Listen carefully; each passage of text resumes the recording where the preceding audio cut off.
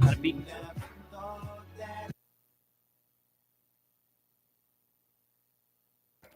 I got a bad bag. Yeah, you got Chris Thomas. Mark Thompson. You're listening to the Running Back Sports Show, Sports with a Culture. What's going on, everybody? What's going on?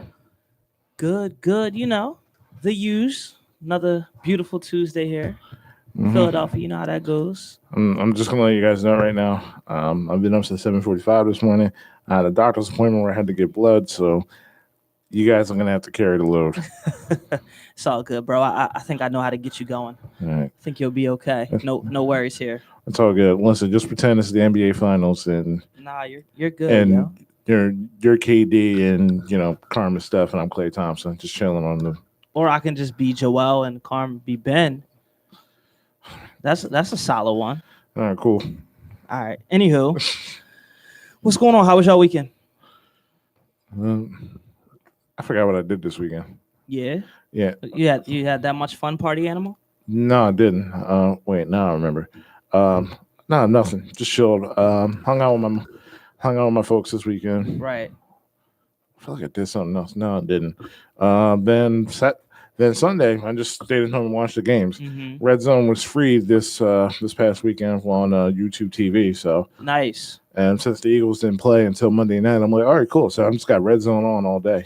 Solid. And watching everything. Solid.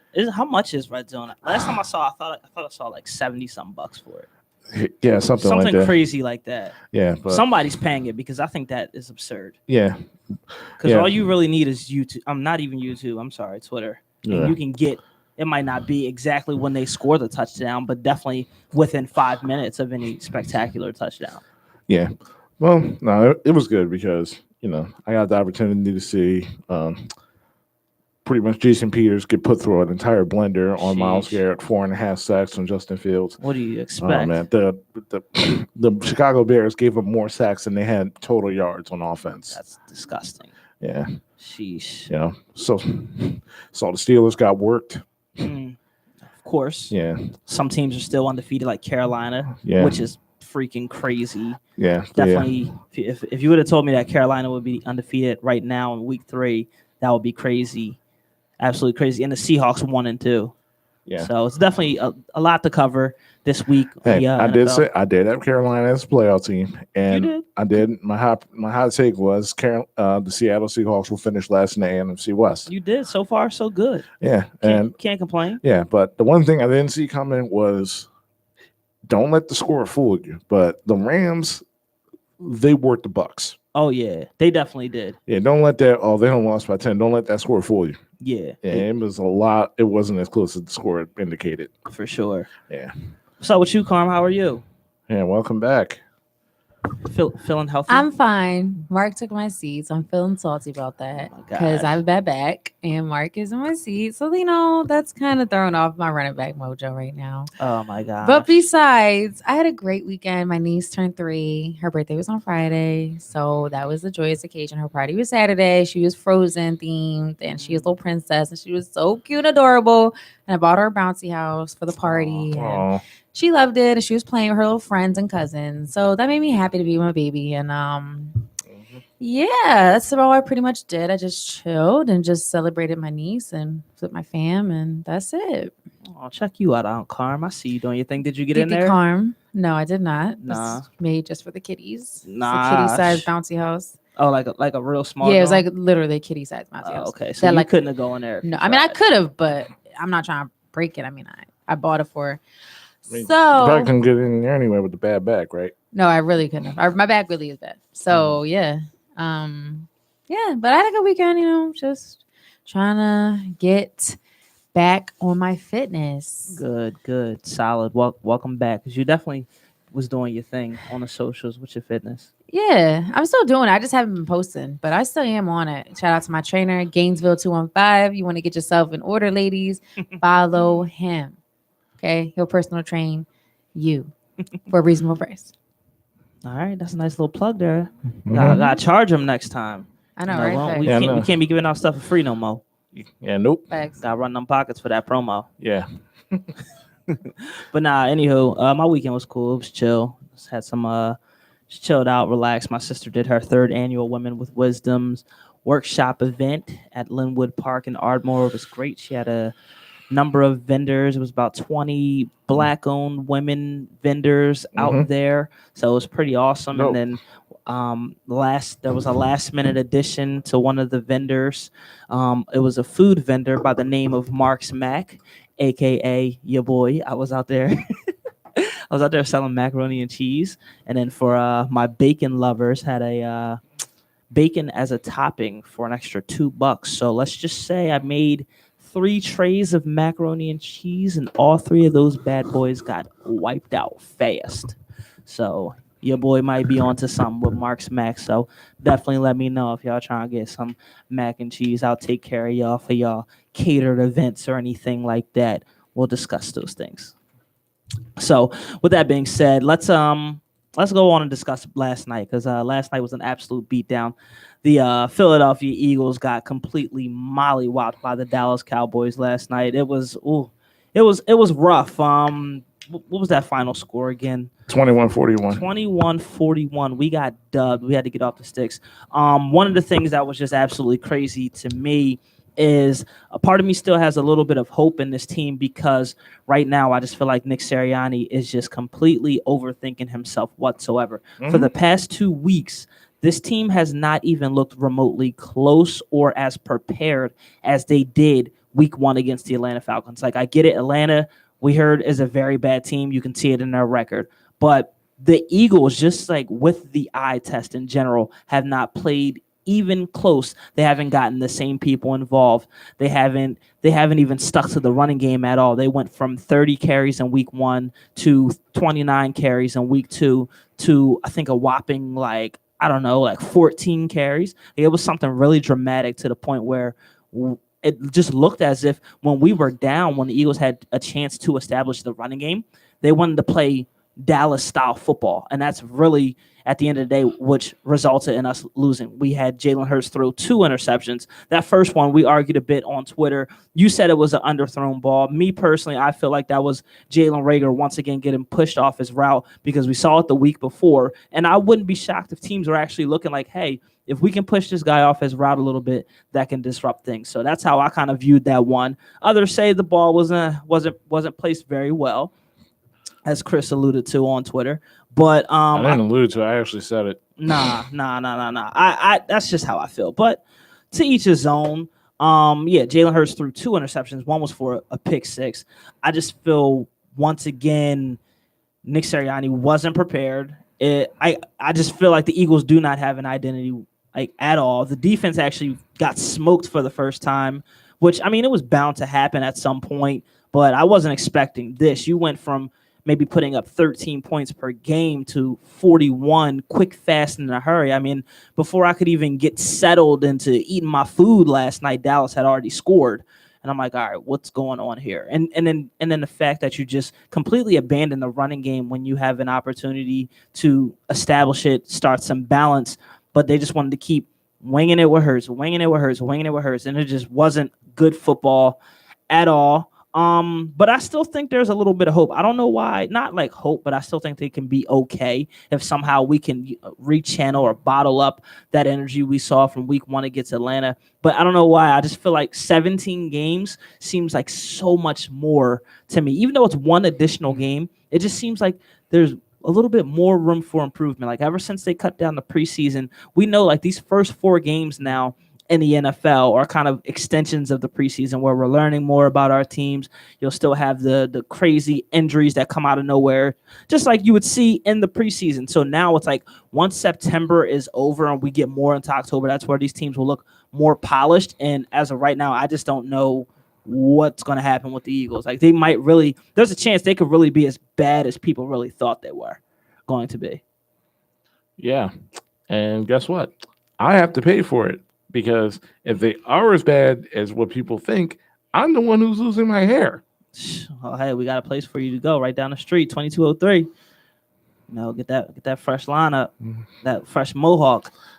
You know, make sure you get your hair moisturized, though. You know what I mean, so that joint looking crisp. Yeah, it was embarrassing last night. It was.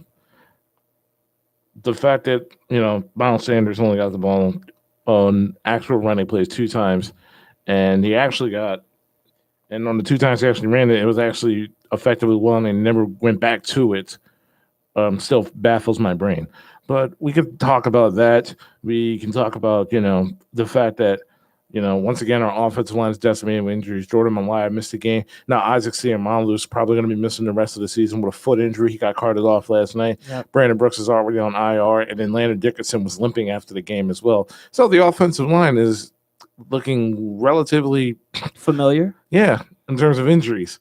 And that was the biggest thing, is that the Eagles' season depends on the health of the offensive line. If the offensive line stays healthy, then they can win a football game. And we saw last night, it didn't matter how many people that Dallas was missing on defense. Once that Eagles' offensive line, especially in the interior, starts to get ransacked with injuries, it's really easy to pick this Eagles' offense apart. Mm-hmm. Jalen Hurts played literally easily the worst game of his entire short NFL career so far.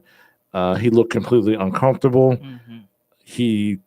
The running lanes that he's normally accustomed to during his first several starts just wasn't there. Bad throws, underthrown balls, the pick 6 to Trayvon Diggs. Nothing could have gone right for him last night. And Sirianni didn't do him no favors, or the offense any favors at all. And these were just mistakes that you probably could have seen like a Pop Warner coach could have easily corrected. For sure. But the reality is that this is a very young and extremely inexperienced staff in terms of this is nearly everybody on this entire staff's first time at their positions. This is Jonathan Gannon's first defense who's actually coaching. Nick Sirianni's first team that he's coaching after being in Indianapolis as an offensive coordinator for 3 years under Frank Wright. And it shows. I'm not going to harp on the defense as much because, especially for that first half, the offense couldn't stay on the field at all. No, I think the first 7 drives? It was like punt, interception, punt, interception. Like, it was really bad. Like, nothing happened on offense for the first 7 drives. Like, when your offense can't stay on the field like that, your defense is eventually going to get gassed. Well, yeah. Yeah. I mean, but then at the same time, they had no answer for the Cowboys. Like, their run. Like, they were doing the same running plays over and over, and they couldn't do anything. They weren't stopping nothing. They were just, Zeke was going nuts. He was just getting whatever. Can you hear me? Yeah, we got you. Yeah, so Ezekiel Elliott was just going nuts, and they just couldn't do anything with the run. Like, they were like doing the same handoff, and it's just like whoever's carrying it, they're just getting yards. Who cares? They had no, but again, I understand. I don't blame them because they were gassed. I mean, the offense, like you guys said, barely was on the field. And Jalen did look uncomfortable. He did. And even when he tried to run, I was even just like, Jalen, like, why are you running? But then it's like when you look out there was no one to throw the ball to. So it's like, what is he supposed to do? Like he's running to the side, he's hitting a diagonal, running over, and there's nowhere to throw. Everyone is kind of looking everywhere. Everyone just looked lost and confused, honestly, and just tired. Everyone just looked like, okay, like maybe I'll go over here, maybe I'll go over there, maybe Jalen might throw it to me. It's just like, what kind of scheme are we doing here? What is the play calling here? And where were the adjustments? Because I think I spoke on this, not last week here, but that Sirianni needed to be able to make adjustments, in-game adjustments as the game was going on. That was the biggest thing that I think he didn't do week 2. So week 3 came, he still kind of suffered from the same thing of not making the proper adjustments when the Cowboys were giving us what they gave us. And then Parsons just having a field day. So they switched him over to DE and he just started going nuts. Yeah, he was just, which could be possibly a permanent position for him because he's originally a linebacker, but switching him over to DE last night. He's really good. And I said that, like, when he got drafted, I was mad the Cowboys got him because I knew he was going to be good. Penn Stater, just to say, sorry, throw it out there. But yeah. So and then I read somewhere that someone was saying like Sirianni got outcoached by a bad coach. It's not like the Dallas Cowboys has like their coach is just so superior that he's just stumping Sirianni. It's just Sirianni just wasn't doing the little adjustments that could have just helped the team and helped. He's saying we did score. It's not like we didn't score anything, but that first time we got lucky. We got lucky that was a defensive touchdown. Yeah, the defensive touchdown, and then the other one, and then the second one, okay, and then the last one. At the end, when Jalen garbage time, like he just it's like, oh yeah, like yeah, man, this is like 2 minutes left. Let's score now. Yeah, one thing that you brought up a good point is Dallas, they rarely ran the ball in the past weeks, but this week against Philadelphia, they killed us. Like Zeke kind of looked like the old Zeke for 17 carries, 95 yards, 2 touchdowns. As a team, they had 41 rushes. The Ohio State. Yeah, but it was the same. It was the same kind of play. Like the same thing, which is they changed the person. The same thing. Tony Pollard got in there. I got dirty too. Seriously, like Dak got the ball. He took a couple steps back. Whoever the running back, the receiver, whoever ran behind him, he passed it off, and then he just ran behind Dak and went straight through. Like it was the same thing every time, and not one adjustment was made. Like I was watching, like what? Like why is nothing happening? He's doing the same thing. Yeah, and this is kind of where experience comes in, because it's like I get it. We're trying to implement new coaches, a new coaching style, et cetera, but when you have experienced coaches, you can make adjustments on the fly. I feel like with these inexperienced coaches that we have, it's like it's going to be adjustments game by game,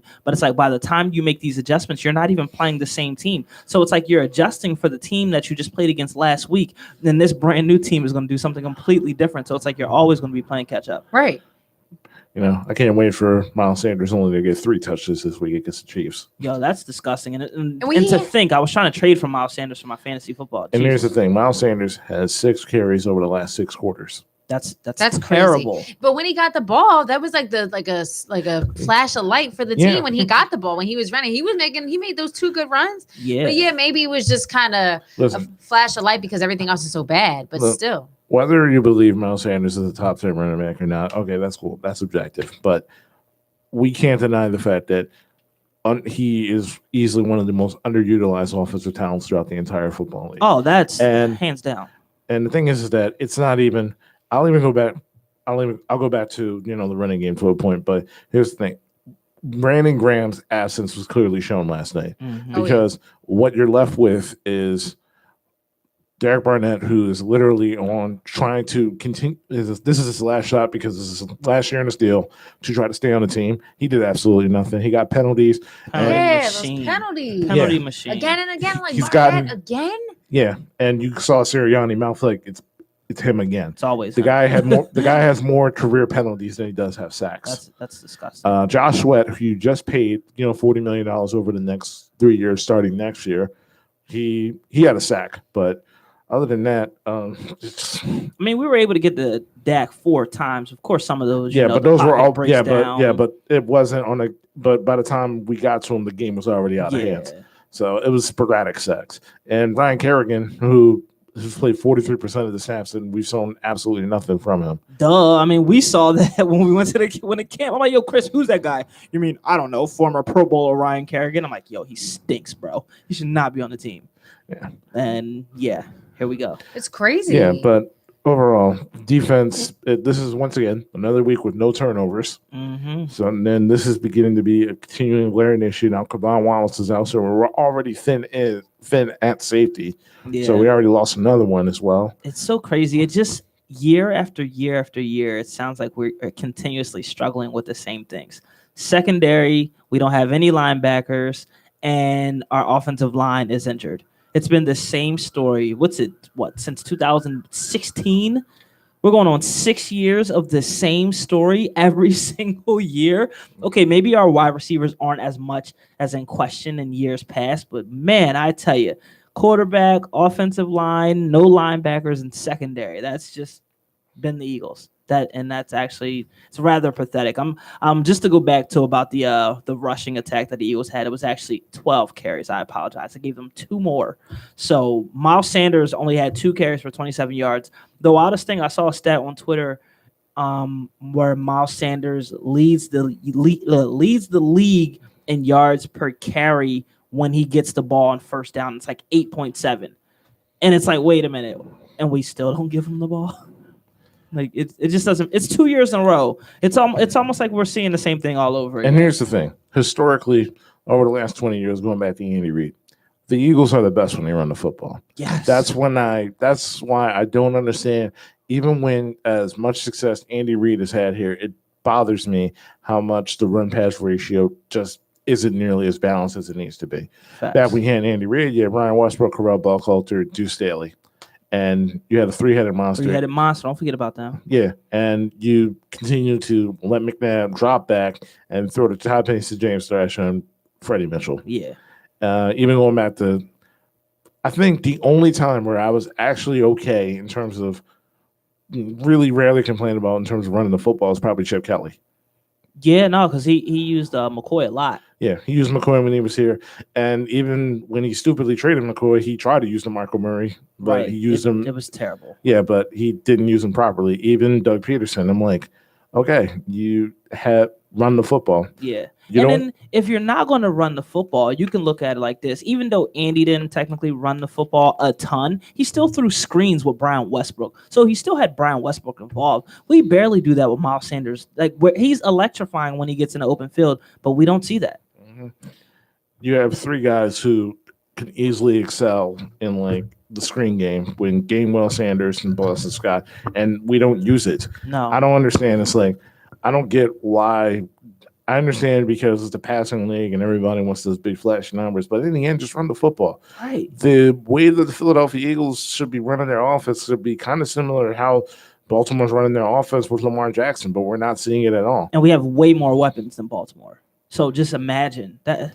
That's what I don't understand. Like, the NFL is supposed to be this copycat league, but if you can see a team doing a formula that you think is good, that's just the United States in general. Everybody just copying, throwing a different name and a different tag on it and everything. So I don't see why we just don't adopt some of that. It just doesn't make any sense to me. Also, I just want to take the time to tell him, like, listen, Doug Peterson, I'm sorry for ever calling your offense vanilla. It is, but after these last 2 weeks I'm seeing with Nick Sirianni, I'm sorry. It's bad. It's really bad. Yeah, this is like yours vanilla. That like what I've been saying is rich vanilla. Sheesh. Yeah, and just to say, the Cowboys actually made some errors. It's not like they played a perfect game and we just, they made errors. Like, let me just say, their kicker missed the extra point at one point. It's not like everything was going so great for them at all times. Like, Dak didn't make mistakes, things didn't happen. But when they got the ball, Dak honestly just looked like, they kept saying it, he just looked comfortable. He just looked like he knew what was going on and everyone else knew what was going on. The Eagles felt like Jalen didn't know what was going on and no one else knew what was going on. Everyone was just kind of like, yeah, well, let's do it. Let's be out here. Like, where's our game plan here? Where's our focus? What are we doing? And Jalen, here's the thing. I said this. I was like, yo, everyone's going to be crucifying Jalen tomorrow, like just going nuts on, I told y'all Jalen wasn't the quarterback of our future and Jalen Hurts is this and this. Look at this. And the thing with my opinion on that is I do think that he looked bad last night. He didn't look comfortable. He didn't look like himself. I didn't feel the swag. I didn't feel the confidence. I felt like he just he was trying, but he just looked confused. And I think all your confidence in the world, sometimes you can have it, but on the other side of it, if you don't have the confidence in what you're doing, like, you can have confidence in yourself, but if you have confidence in what you're doing, like, he didn't have confidence in what the coach is putting out there and what they were trying to give him or weren't giving him at all. So I think that affected him because I feel like they've shown that they don't really trust them. The coaching staff doesn't really trust them. And then I think it kind of translated onto the field. It's the same thing he's been dealing with. Yeah. That from when he got drafted, he was always, why did we draft Jalen Hurts, right? And then he's overcome that adversity, becoming QB number 1. Okay, cool. But then when the season starts, it's like when the game 1, we had this great game plan and everything worked for us in our favor. The game 2 comes, and things just start falling apart. And now it's just like, it's the domino effect of that. That's going to affect somebody. Yeah. I don't not give him a pass because obviously sometimes when he was trying to run and do that, I'm like, yo, Jalen, like, just throw it. Like, and then some of his throws, like we said, were underthrown and off, and certain things that could have been right there at someone to give us a yardage, give us a first down. He didn't make it. So that's one thing. But I don't think it's really Jalen's entire fault. I know he took responsibility. He said it's not about the coaching, it's about me. He said that in the press conference. And I give him credit for that because he's not trying to back down and cry and say, oh, man, it's not me. It's not me. He's saying like, yo. someone we know. Right. He's saying, yo, I know I messed up. I know I played bad and I'm owning up to that. So I think I put my hat off to him for that, just by owning up to how bad he played.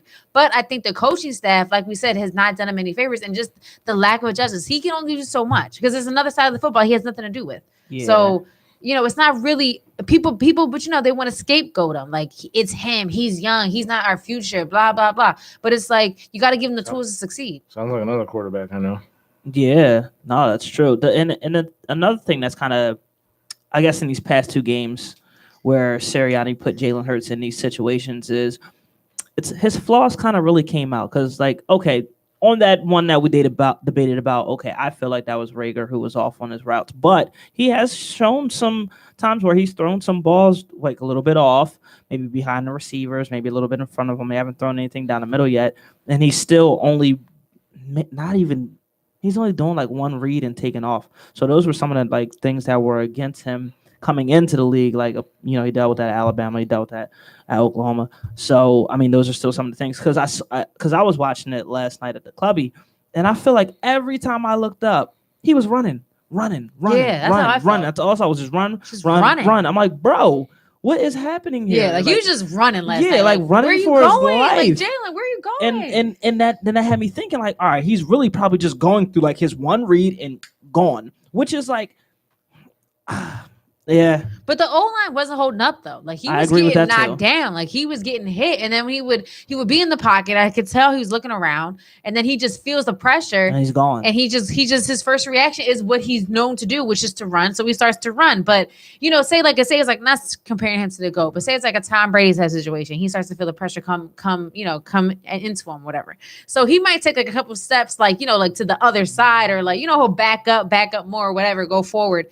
Jalen just his first reaction just to run. And I completely get that. So for the idiots who are already calling for Joe Flacco, like, go home. Oh no, because Joe Flacco will get killed if Jalen is only doing one read and taking off. Some of my friends said to me, like, "Yo, put in Joe Flacco in the game," and I literally said, "No, do not do that." Here's the thing, again. Yeah, I know they're idiots. If Jalen, you should be asking for Gardner Minshew instead. He's not active, Christopher. The thing about it is just, they need to. People are talking smack. Don't be surprised. Few weeks, Gardner Minshew's active. Joe Flacco's honestly would not. Let me just say this: like the Tampa Bay Buccaneers, they got smacked by the Rams, right?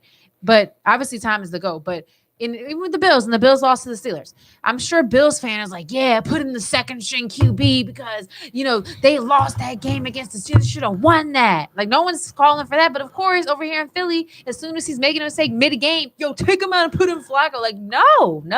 Well, you do know the difference, right? I know the difference, but I'm just saying it's the concept of when things happen, good or bad, up or down. If he's our QB1, unless he totally is like screwing up the entire team, we can tell it's just him. That I don't think you should be calling to put on our second string QB. Okay, I'm just saying the two most beloved Philadelphia athletes who are active is the backup quarterback for the Philadelphia Eagles and the backup goalie for the Philadelphia Flyers. Oh, I know what I'm just saying. I just think it's always been the case. It's just dumb. Listen.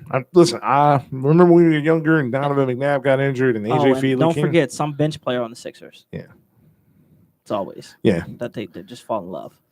AKA Chris. No, AKA the city. No, I know, but Chris too. The whole city loved a random bench player off the Sixers. Yeah, TJ McConnell. Remember?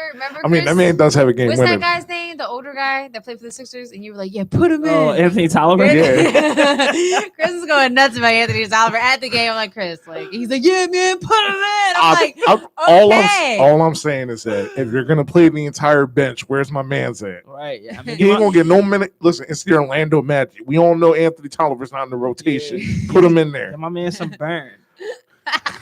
Yeah, so I don't know. Last night was just disappointing in terms of it was a big game, rivalry game. We were in Dallas. It would have been great to get that win, in Arlington, whatever. But we didn't. We came up short. And here's the thing: I think it was just a momentum day for the Cowboys, anyways. It was Dak's first home game since coming back from the season career-ending injury. Mm-hmm. They had all their Hall of Famers getting inducted and getting their spots in the stadium that night and a half. It's the home opener. Like they just had the momentum in their favor. Like they just, they were hyped up. It was just they wasn't gonna lose.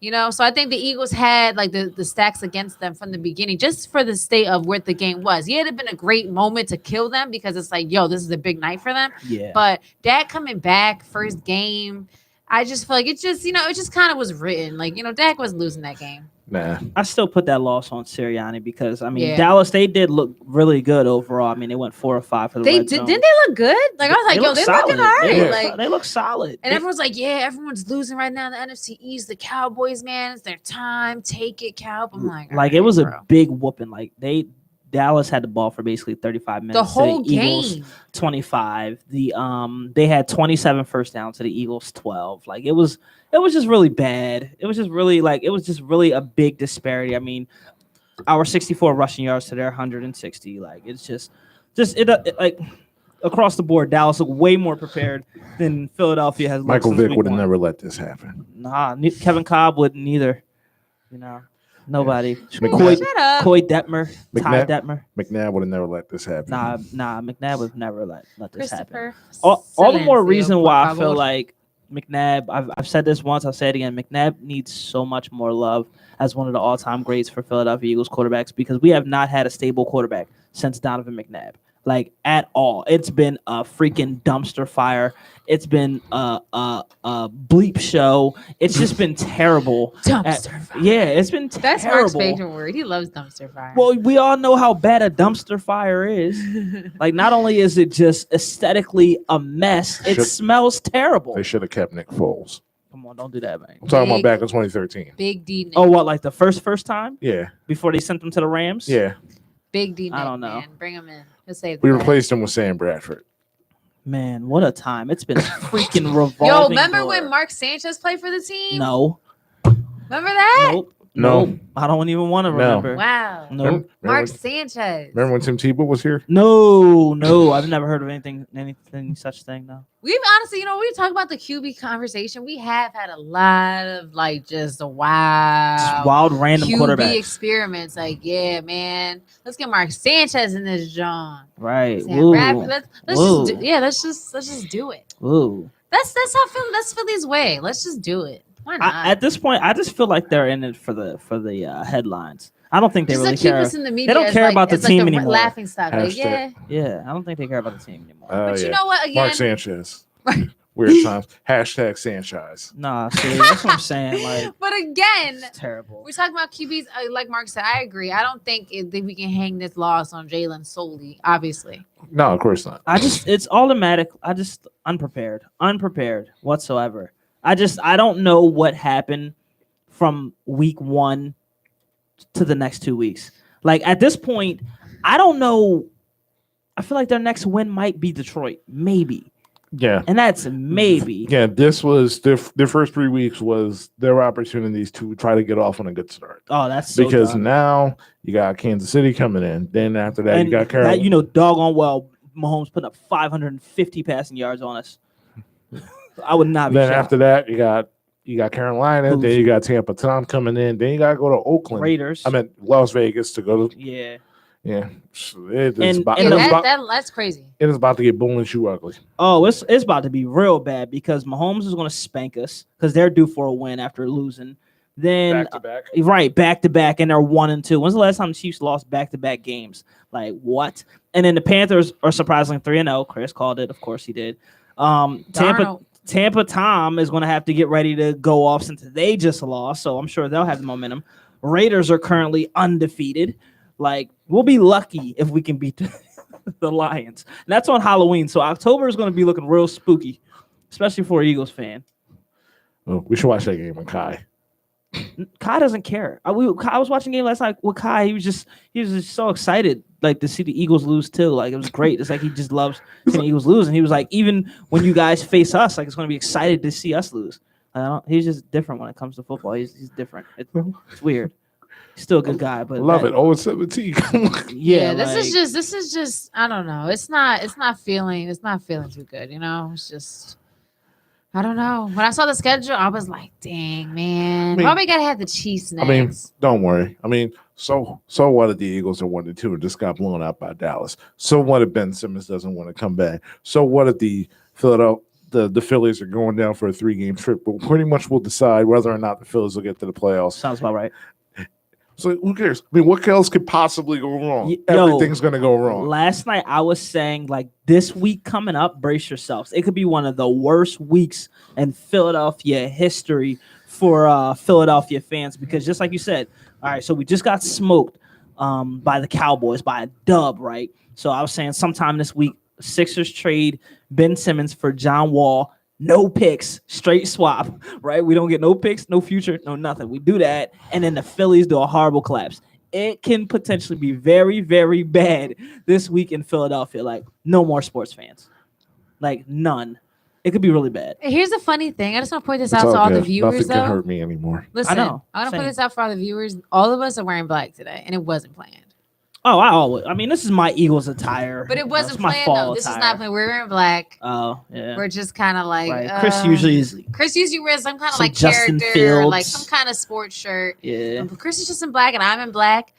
So we just kind of our mood is just feeling like this right now. I don't have a mood, Oh no, I was believe out. it or not. No, I was I out know. and about today because like as soon as I left the house around like 11, I didn't go back to my house. So Yeah, no, I literally like have normally no I change mood. for the show. So Yeah, I have no mood So Mark because don't I didn't care. have any expectations for the team. So I even last night, if somebody was trying to talk trash to me, years past, I might have been ready. Like what F Dallas? Like I just would have been ready. And last night I was just looking. I was just like, oh, okay, well, I mean, yeah, we getting spanked. It's gonna be a rough week for us. I'm like, oh, we done do another. It was just different. My whole vibe is just so different now that I'm not like having any expectations, and I feel better. I didn't wake up miserable this morning. I wasn't in a mood or anything like that, and that's what happened to me years past. I can have wonderful weekends, and then the Philadelphia Eagles can mess it up by losing, and that didn't happen. I felt absolutely great. I'm just saying though, it's kind of looking bleak for you. I mean, Eagles aren't good. Your backup team, Seattle's not doing too pretty hotty. Yeah, I'm just here. And I'm not even taking my own advice with sports betting, like because all of this would have won me money. I didn't do any of this myself, so I don't even understand what's even happening with me, to be honest. But, Yeah. And once again, you're listening to 98.5 WJ1, Wnba Sports Show, Sports for the Culture. If you want to call to join the discussion, Mark, drop that call number. Of course, 215-763-9596. You know, you want to talk about Eagles, you want to talk about basketball. If your team was unfortunately as bad, if not worse than ours, this is the way to air your grievances. Of course, yeah, we need all that. Energy. Okay. With that being said, enough about the Philadelphia Eagles. What game throughout the rest of the week 3 schedule stood out to you the most? Oh, the one definitely was the Rams in Tampa Bay because I always liked the move of Matthew Stafford going to the Rams. Like, and it's crazy because I was talking to Kai, and the narrative is so different. Like, we all look at it like, oh, get him out of Detroit, he'll be great.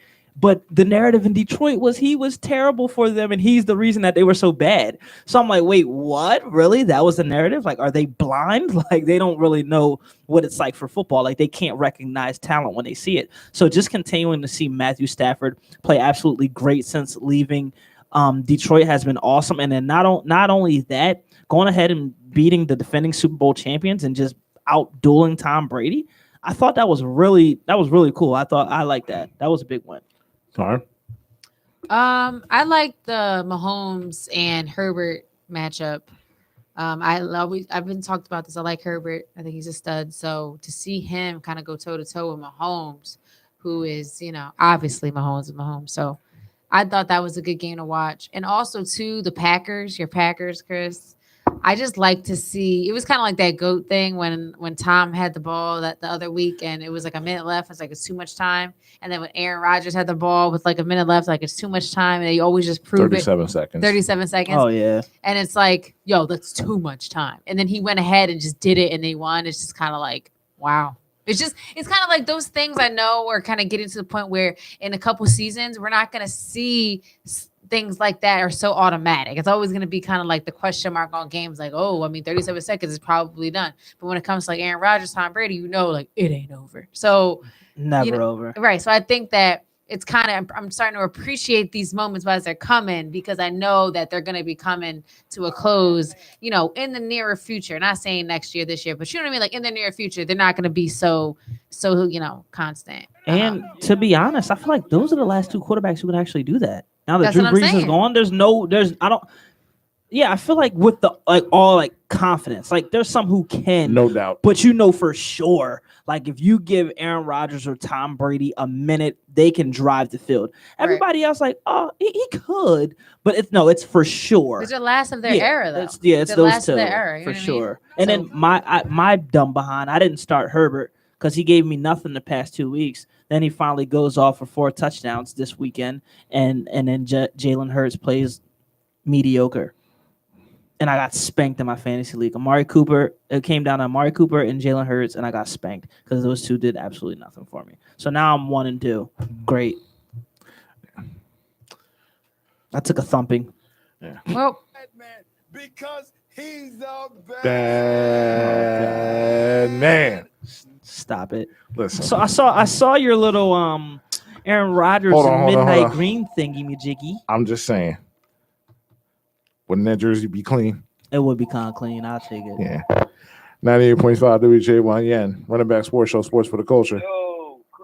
Yo, Chris, what's up? What's going on, Warren?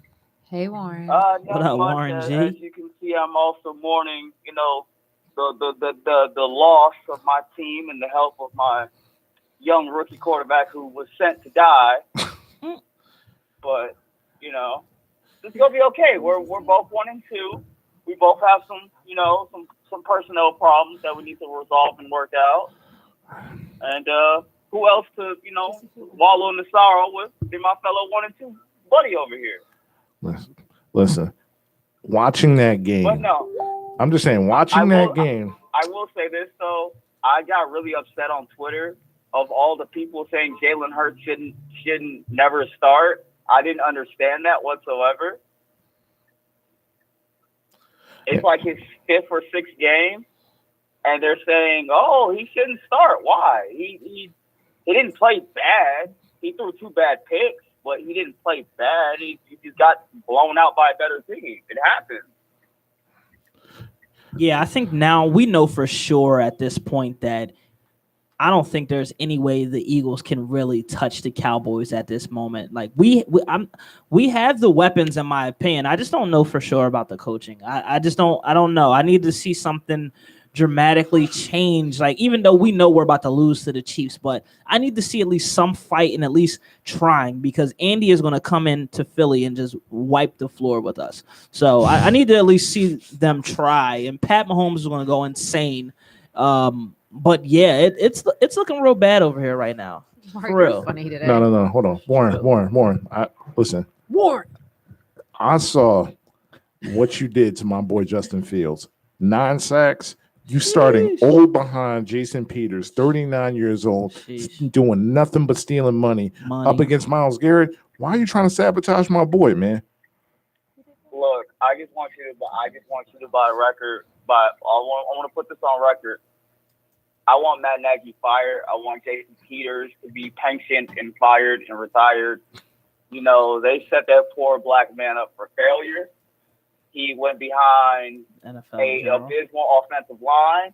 They gave him no time to move around. They gave him no time to breathe. As soon as he said hike, he got hit. He got pressured every single time he dropped back. He got hit about 12 to 15 times and got sacked 9 times. Thank God he was able to run around.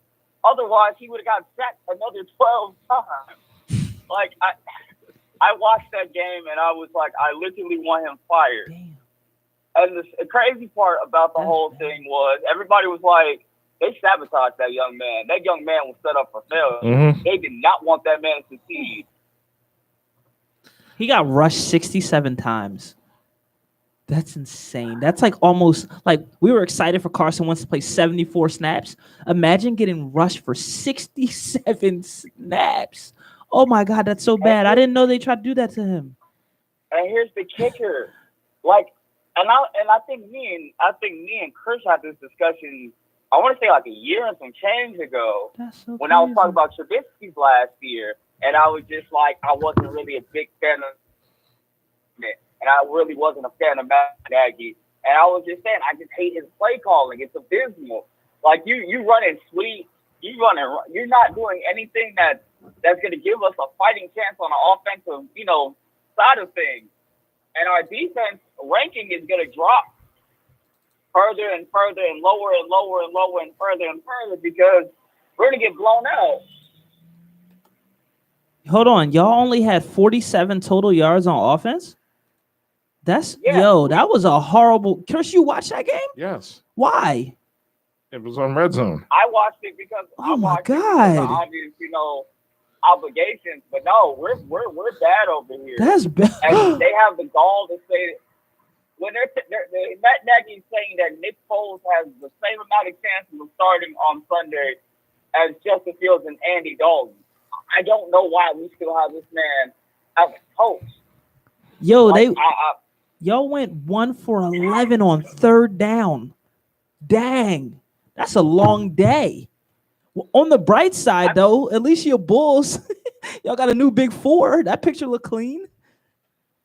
yeah, I'm excited. I'm excited to be going to a 6 seed going to the game. Meanwhile, you know, I feel for you guys because Ben Simmons is about to leave, and I don't know. I don't know. Like, I don't know what Ben Simmons is doing at this point. Obviously, the Doc Rivers comment, Doc Rivers should have never said what he said. Neither should Joel Embiid. Even if they're right, should have never said it. Then now it's like, oh, yeah, well, our partnership hasn't worked out. It wasn't usefulness. And Joel Embiid is the one that completely changed his game for your benefit. Right. I just didn't understand how I didn't understand Ben Simmons today comments. I didn't understand that. But He's a weirdo. He's a dweeb. He made comments today? Yeah. What'd he say? His new comments, that he didn't want to he can't play with Joel, and he didn't like that they were going to try to like play him at the 5 and kind of use him like Giannis. yeah, He didn't said want him that? to be a fit. That's what they came out and said. Huh. Carm is steaming. I've never seen her look like that. Now she's like, I think she's now legit done with Ben now. Yeah. I've never seen her do that before. Yeah. Sheesh. They didn't upset my girl Carmen, who works very hard out here in these streets. I'm upset. But yeah, Facts, Warren. Man, Warren. he was like, they don't fit. And if you look at the numbers, like Ben Simmons' production actually decreases when Embiid's not on the court. Like, you need Joel Embiid to be great. He's the one that spaces the floor, that separates, that doesn't play back to the post, that Philly fans have been screaming for years. We want him to be closer to Hakeem. Why are you spreading him out? To create space for Ben, and Ben doesn't do anything because he's just a crybaby. I'm sorry, you guys. You know, I'm sorry for even trying to be the devil's advocate of this. I trade him to Sacramento and just call it a day. No, send him to Detroit. He wants to be a superstar. And no. Send him to Detroit. Go ahead. Be a superstar in Detroit. There's absolutely nothing in Detroit. They're the bottom. You want to go from the number 1 seed to the last seed? Go for it. I have 2K22, and I play for Detroit as the best player. That is a horrible destination. See? Yo, Warren, at this point, I think we're just trying to be petty. It's just like, oh, Ben, you want to screw us over? Okay. Go to the wasteland. Take him to Like, Detroit. I wasn't even mad about him saying I don't want to play for y'all again. Fine. At least he's honest about it. I get he felt salty about the Ben Simmons and Embiid comments. Okay, I'm on his side about that. But then you saying like Joel Embiid and you don't work anymore, and you were literally a game for going to the conference finals twice. Right. What are we doing here? Right. Not only that, been number 1 seed, a top 3 seed. Like, are you kidding me? Over 50 wins multiple years. Joel Embiid had a torn meniscus and was putting up 30 and 13 to compensate for your incompetence. What are we doing here? He's insane. I can't wait. That till he's sounds gone. just straight delusional. I hope he never comes back. And then because he's such a punk, right? Whatever team he gets traded to, I got money that says when they play Philadelphia, he's out for load management. Won't even be in the building. Because he knows, like you guys know, Carm don't know, but it'd be like that night when it was John Cena versus CM Punk in Chicago, and they were like, Cena wins, we riot. Y'all know how crazy that crowd was. Philly will destroy Ben Simmons if he comes back in funny. another Or John time. Cena one night stand against He RVD. literally said he heard them say literally F-U-C-K Cena. Mm-hmm. Like they literally. Ben Simmons will get that same treatment here. It will be bad. Yeah, it'd be like the Lions Den. Like you coming into the Lions Den. It'll probably be way more security than ever. Don't let him be on that bench because y'all thought what Russell Westbrook got popcorn on him. Nah. Yeah, that's true. Like Philly fans have so much animosity It's and like bad blood with him now. Because now you just really just crapping on us and you're trying to play us. And it's on him. It's on him. Because it is on you. It is on him. Yeah. Most of it's on him. I still blame I still blame Philadelphia Sixers for boxing the whole trade debacle, and like I said, the comments. So like that's Philly's fault. Yeah, no. Everything else is all Ben. I agree, Warren. I agree, Warren. I've said it before. Like, I think it's starting to get to the point for me where it is on Ben in terms of how he's handling things and just his whole demeanor in this whole situation. But I think with the Sixers organization coddling him, allowing him to do everything he's done the whole season, and then the comments, they built the monster. They built this, and they're mad because he's doing what they wanted him to do. You know what I mean? So he's making himself look terrible. But it's just the way he's handling everything, how it's all playing out. That's what's making me get a nasty taste in my mouth for Ben, because I don't blame him for how he played, because that's what the Sixers let him do. I don't blame them for him for that. I blame him for how he's being now. I can't. No, the Sixers let him do it. The Sixers okayed it. The Sixers said he don't need to shoot. Yeah, the Sixers said that. Yeah, and but so did Doc. Yeah, I'm just saying. But at the same point, it's like if it's the playoffs and it's like do or die, common sense should kick in and was like, yeah, I'm not trying to go home, so I need to do more than I get what's that, but Ben is arrogant. He doesn't care about basketball. He literally does not care about basketball. He cares about the lifestyle. Yeah. Remember, like 4 or 5 years ago. Remember, Jordan. Jordan was the one that was telling us about Ben Simmons and how he disliked him, and we wonder why he disliked him. He was like, he don't play like with any urgency. Remember Jordan, in our chat, he was like adamant that Ben Simmons was like going to be this. He said he didn't show it at LSU because they didn't make the tournament, and now it's like, bro, you're a defensive player of the year candidate. You're an all NBA caliber player. You're a multiple level all-star. You are seen as a hybrid between Magic and LeBron, but with as great defense. And you don't even, it's not even that you, I would respect you if you had the Giannis approach and shot and missed and just kept trying. But you won't even look at the rim. Soft, Charmin soft. Yeah. But, yeah. Heart like Project Kool-Aid. He's sweet. No, don't disrespect Kool-Aid. Kool-Aid is better than him. Yo, Mark's on a roll. It ain't like Project Kool-Aid, though. Yeah. Hey, Kool-Aid more consistent. But anyway. Hey, look. Yes, sir. Yeah. Warren, thanks for calling in, man. We appreciate it. Appreciate you, Warren. Anytime. Thanks, also, Warren. I think you guys, once you get stomped out by the Chiefs, I think you guys got a nice 5-game winning streak going on. I believe in Hurts. I believe in Devontae Smith. I like Miles Sanders. You guys are going to be in the playoffs. I just hope the Eagles like Miles Sanders one day. All right, Warren. Thanks. All right, Warren. Peace. Bye. All right. Once again, you're listening to 90.5 WJY. Wnba Sports Show, sports for the culture. Everyone to call and join the discussion. Of course, 215-763-9596. And yeah, we are going to talk about the Sixers later. However, we still have, a very important segment to get to. Oh, what you want to do? You want to do Market End? We can Market End? Or you want to do Carm's Corner? Which one? I mean, look. Who ready? Who want war? Who what? I don't know. I can't wait to talk about that Ben Simmons stuff. I'm so disappointed. It's like, oh, God. Let's Market In. Come on. Right, there you go. Play the beat. Play the beat for me.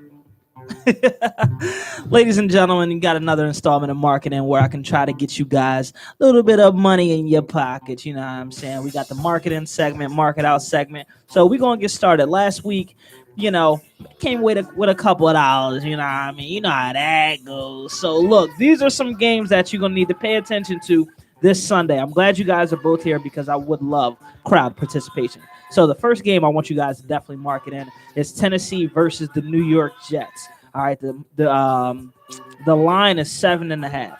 Which one would you guys take on that one? They'll cover.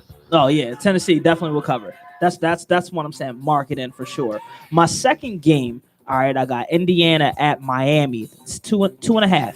I'm definitely taking Indiana to cover that. What would you take, Carm? Nah, Indiana, because two is out. Two is out. You got Jacoby Brissett playing, and at this point, as bad as Carson Wentz has been playing, they're definitely due for a win at some point. You would think, right? So that's definitely a game where I would definitely run my money and take the Colts on that one. This one, I was looking at this one kind of funny, but after the way Dallas has been playing, I'm going Carolina at Dallas. And the line is 4.5. I would take Dallas on that, especially with McCaffrey now being out for an extended amount of time. So I think Dallas could cover that spread. Yeah, Carolina's coming down with injuries. McCaffrey's gone. J.C. Horn's going to be missing most of the season. That's two young studs they're missing on both sides of the ball. Yeah, absolutely. So that's one. Hey, lock that one in. This one, it's a no-brainer for me. Kansas City Chiefs at Philadelphia Eagles. I'm not even taking it personal. I'm talking about money right here. And the spread is 7.5. So I'm taking Chiefs all day on that. Like, that's not even a hesitation. Like, anyone going anywhere different since we're all Eagles fans here? Bleed green, man. Bleed green and black. I'm going with the Eagles, baby. That would be insane. All right, Go ahead. Eagles taking the Chiefs down at home. It's going down. All right, I'm rocking with the birds, man. Bird gang. What's in that water? Right? You know what I'm saying? Bird gang, baby. You heard it here first. Yeah. All right. We'll see. I mean, hey, look, listen, I didn't check the money line, but if you played the money line, you might be able to get a couple dollars off that joint. Yeah, baby. That could be a nice come up. And Bird gang. honestly, you always gotta check and see where the money's going. Mm-hmm. And then for the last game for market in, I got the LA Rams at Arizona. That's 4.5. Definitely taking the Rams with that one. Those teams are both undefeated. That's going to be a good game, but I'm really riding with Matthew Stafford right now. Those guys look good, even though Kyler Murray looks absolutely fantastic and their defense is stellar as well. But one of those undefeated teams have to lose, and I'm going with Arizona to take the loss. So I got the Rams covering on that one. What you think? That's tough. I think the spread will be covered. It's a division game, so it's going to be close. Mm-hmm. But you know what? I'm going to go out on a limb. I like Kyler Murray, man. MVP candidate year, man. Listen, you got DeAndre Hopkins, Christian Kirk, rookie Rondell Moore. Yeah. AJ Green even found the fountain of youth 1 week, man. I'm telling you. It happens. Yeah. And then close it out, my market out segment. Actually, wait, before I do that, just to recap. So Tennessee, 7.5, we rocking with that. Indianapolis, 2.5, rocking with that. Dallas, 4.5, rocking with that. Kansas City, 7.5, rocking with that. And the Rams, 4.5, we are rocking with that. 3 games to absolutely stay away from. Oh my God. The first one, Washington at Atlanta. First off, it's only 1.5. Those teams are so disgusting. I don't even know. Like, that can be a blowout for any direction. You just don't know who's going to win. Washington's a mess. Atlanta's a mess. I'm not even touching that game with a 10-foot pole. I'm staying away from that. Also, Detroit and Chicago. That's 3. Those teams are terrible. But if you made me choose, I would say Detroit. But I'm still not trying to put my money on Detroit. So you out of your mind. And then the last game that I want to stay away from, this is actually a showdown between 2 good teams, but they're so similar. And that's Cleveland, Minnesota. They're very good teams, very similar. They play similar styles. So I really don't know who can come out on top. And the line on that is 2.5. So those are the 3 games to stay away from. Just to recap, Washington at Atlanta, don't touch it. Detroit at Chicago, stay far away. And Cleveland and Minnesota, I think it's going to be a good game, but I'm not putting money on that whatsoever because those guys play exactly pretty similar. So once again, another installment, weekly edition of Market In, where I help our listeners win a couple of dollars. Let me know how you doing. If you're taking my advice, let me know. Get some money, get some coin. We all need a little extra pay off these student loans, so gotta get it somewhere. So here you go. Market in, people. Mm-hmm. I think that we should get like green $ money glasses and green beads with dollar signs. And I think that when the song comes on, me and you, Chris, should like do a little circle dance around the room, and Chris and Mark should be like with the king hat on, king crown. He be like, I'm gonna have the shades on too. I think we should do like a whole little like get up and get down to the song. Like, if Mark just sits here and does his thing, and we just kind of intro him like, yeah. I think so. I think it'd be fun, Chris. What you think? Yeah. That's what. Yeah, finally get Chris on screen. Yeah, you know what I'm saying? Instead of the back of your head, well, they can't even see that. Like, as soon as Mark says money, like money with that money, we get up, we have our signs like, you know what I'm saying? Right, get that money. Like, we're like, Don't worry, I'm here. Call the scrippers. Don't worry, I'm here. I'm in spirit. Yo, I think it's gonna happen. Viewers, if you want to see that, write us. Let us know if you want to see us get all festive for the marketing segment. You let us know, because we are all here to entertain. Yeah. And once again, you're listening to 98.5 WJM1. Yeah, Running Back Sports Show, Sports for the Culture. You want to call to join the discussion? Drop that call number. Of course, 215-763-9596. We're entering the 6 o'clock hour, and we still got plenty more for you guys. Absolutely. And you know what? Before we, go back into, with Carm's Corner and, the interview with Big Charlie Saloon and Ben Simmons days. Let's show some love to the WNBA because the WNBA playoffs are well underway. Definitely full swoop. We definitely have 2 more playoff games tonight, semifinal games tonight. The Chicago Sky taking on the Connecticut Sun. Nice. And we do have the Phoenix Mercury taking on the Aces. Oh, that's solid. Yeah. I might tune into that game because my girl Liz What Cambage. time is that coming on? The Sky and the Sun face off 8:00 Eastern, and the Mercury and the Aces follow up at 10.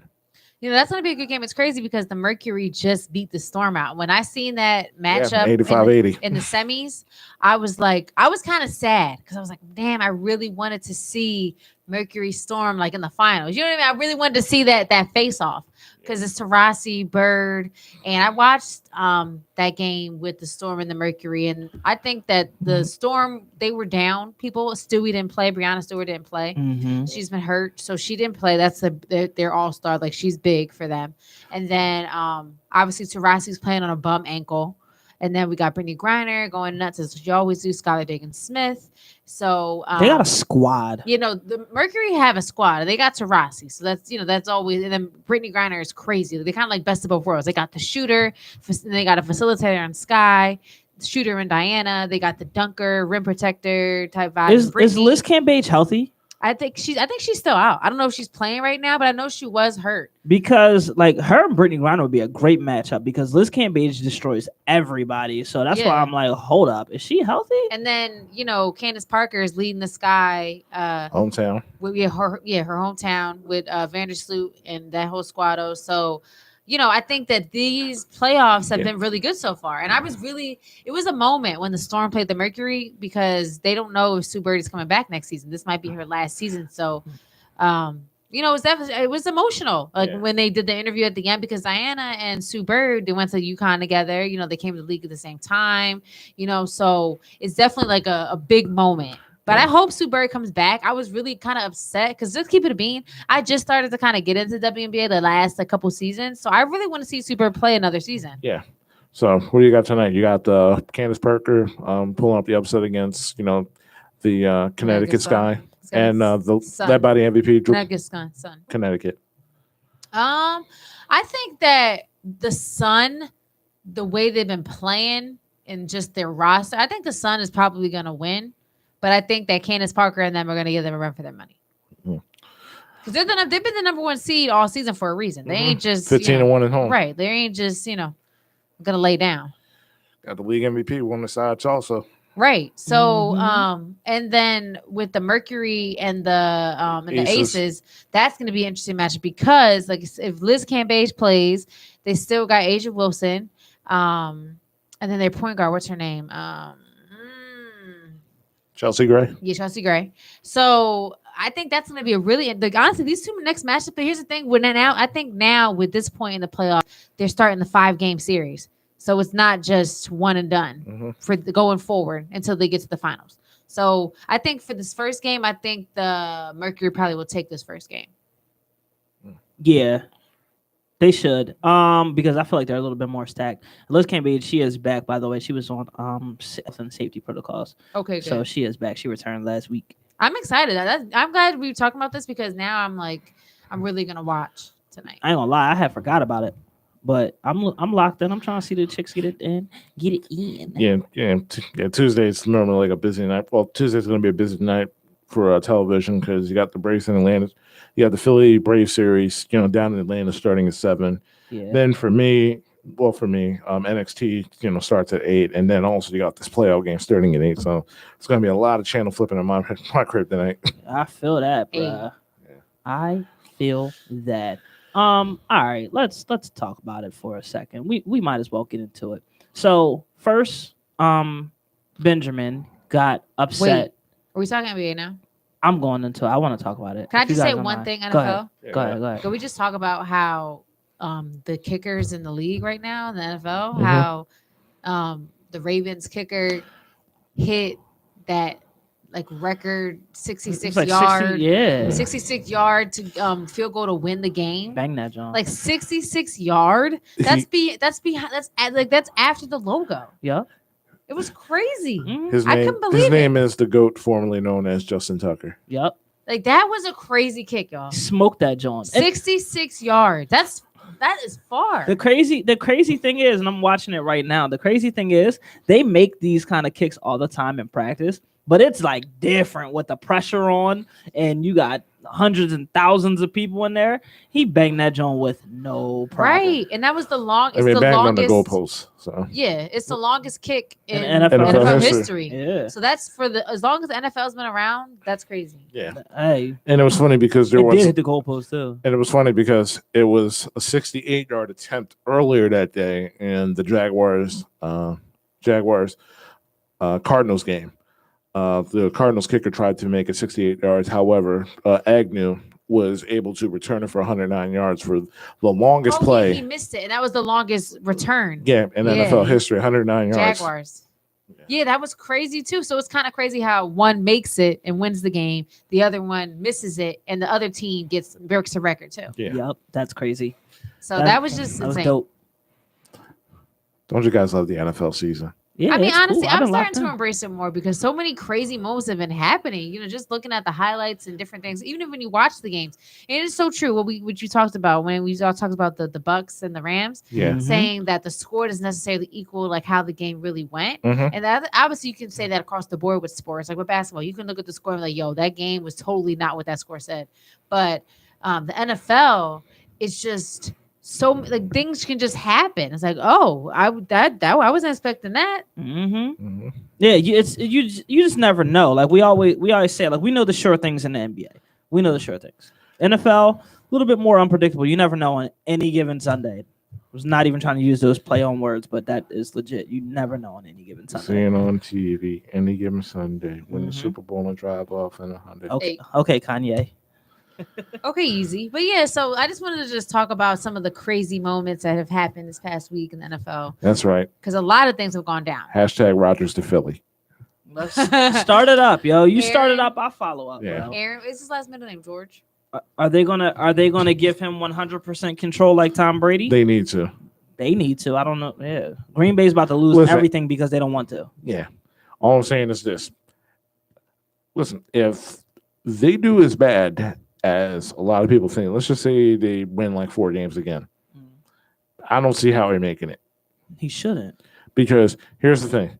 You convinced Jeffrey Lurie that Carson Wentz was the problem. However, I don't wish, ill will on Jalen Hurts at all. But if like Jalen Hurts doesn't really, try to continue to improve throughout the season, it's like, I thought we got rid of the problem. Right. I mean, the problem's still looking like a problem where Yeah. he is now, by the way. Yeah. He's not off the hook 100%. Yeah, but it's like, okay, I thought we got rid of this guy, so for like greener pastures, but yet it's the same thing. And it's like you got rid of the guy who helped us got our first Super Bowl for this guy who's not adjusting on anything. So what's going on? Yeah, I agree. And then we literally just sat here and said for 6 years, it's been the same story. Quarterback controversy, no linebackers, secondary's garbage, and continuous injuries on the offensive line. Yep. The same thing. Mm-hmm. And one common denominator that outlasts everything. Howie Roseman. This man is like... We went through 3 coaches in those same span too. Mhm. What is he, an alley cat? He has 9 lives. Apparently. The man's a cockroach in a nuclear war, man. He just survives. Apparently. He like a gnat at a barbecue. No, when I was doing something today, and I seen ESPN popped up and it said that our what's his name? Sal Palantonio. Salamalo. Isaac Sayamalu. Sayamalu, yeah. Salamalo, yeah. When I saw that he was injured, and Yeah. he might be out for the rest of the season. Like, yo, this feels like deja vu. Yeah. I was like, how is everyone getting hurt? Like when Brandon Graham went down, I was like, yo, I was like, come on. Like we started the season saying we're healthy. And now it's the That third was season. quick. That was the third game of the season. Everyone's going down, and Jalen's getting smacked. Like Dropping what? like No, flies. like as soon as I'm like, hey, listen, at least you're healthy. I'm like, football guy too. Like, yeah, right. And I'm just like, you just don't want to see it. I'm like, we really sacrificed everything for that Super Bowl. We right really now. did. We really did. And you know what? I mean, we had our moment in the sun, man. You know, it's all good. It's bad. It's all good. We got nothing to lose. I don't have a job. Jeffrey Lurie, put me in charge. I got this. Right. like Put Chris Thomas in, man. right. You know what I'm saying? Chris, what position would you play, Chris? Oh no, Linebacker. no, I'm just taking Howie Roseman's job. No, I know, but I'm saying, what would you play? We have to put you in. Mark, I could see you being like a Mark, maybe a running back. What do you think, Mark? Nah, after reevaluating myself, because I always swore I could play running back like in middle school and high school, and I gave that up because I'm like, nope, and started playing basketball. If I was to redo it, I would think defensive end. D? Yeah, I think DE would be more fun for me You know, because getting hit wasn't fun. I have no problem being a Philadelphia Eagles running back. You just collect a paycheck every week and not get used. That's true. But You what ain't if, never lied. but what if you could play though, Chris? What would you think? What position would you be? I always wanted to be a tight end. Tight end?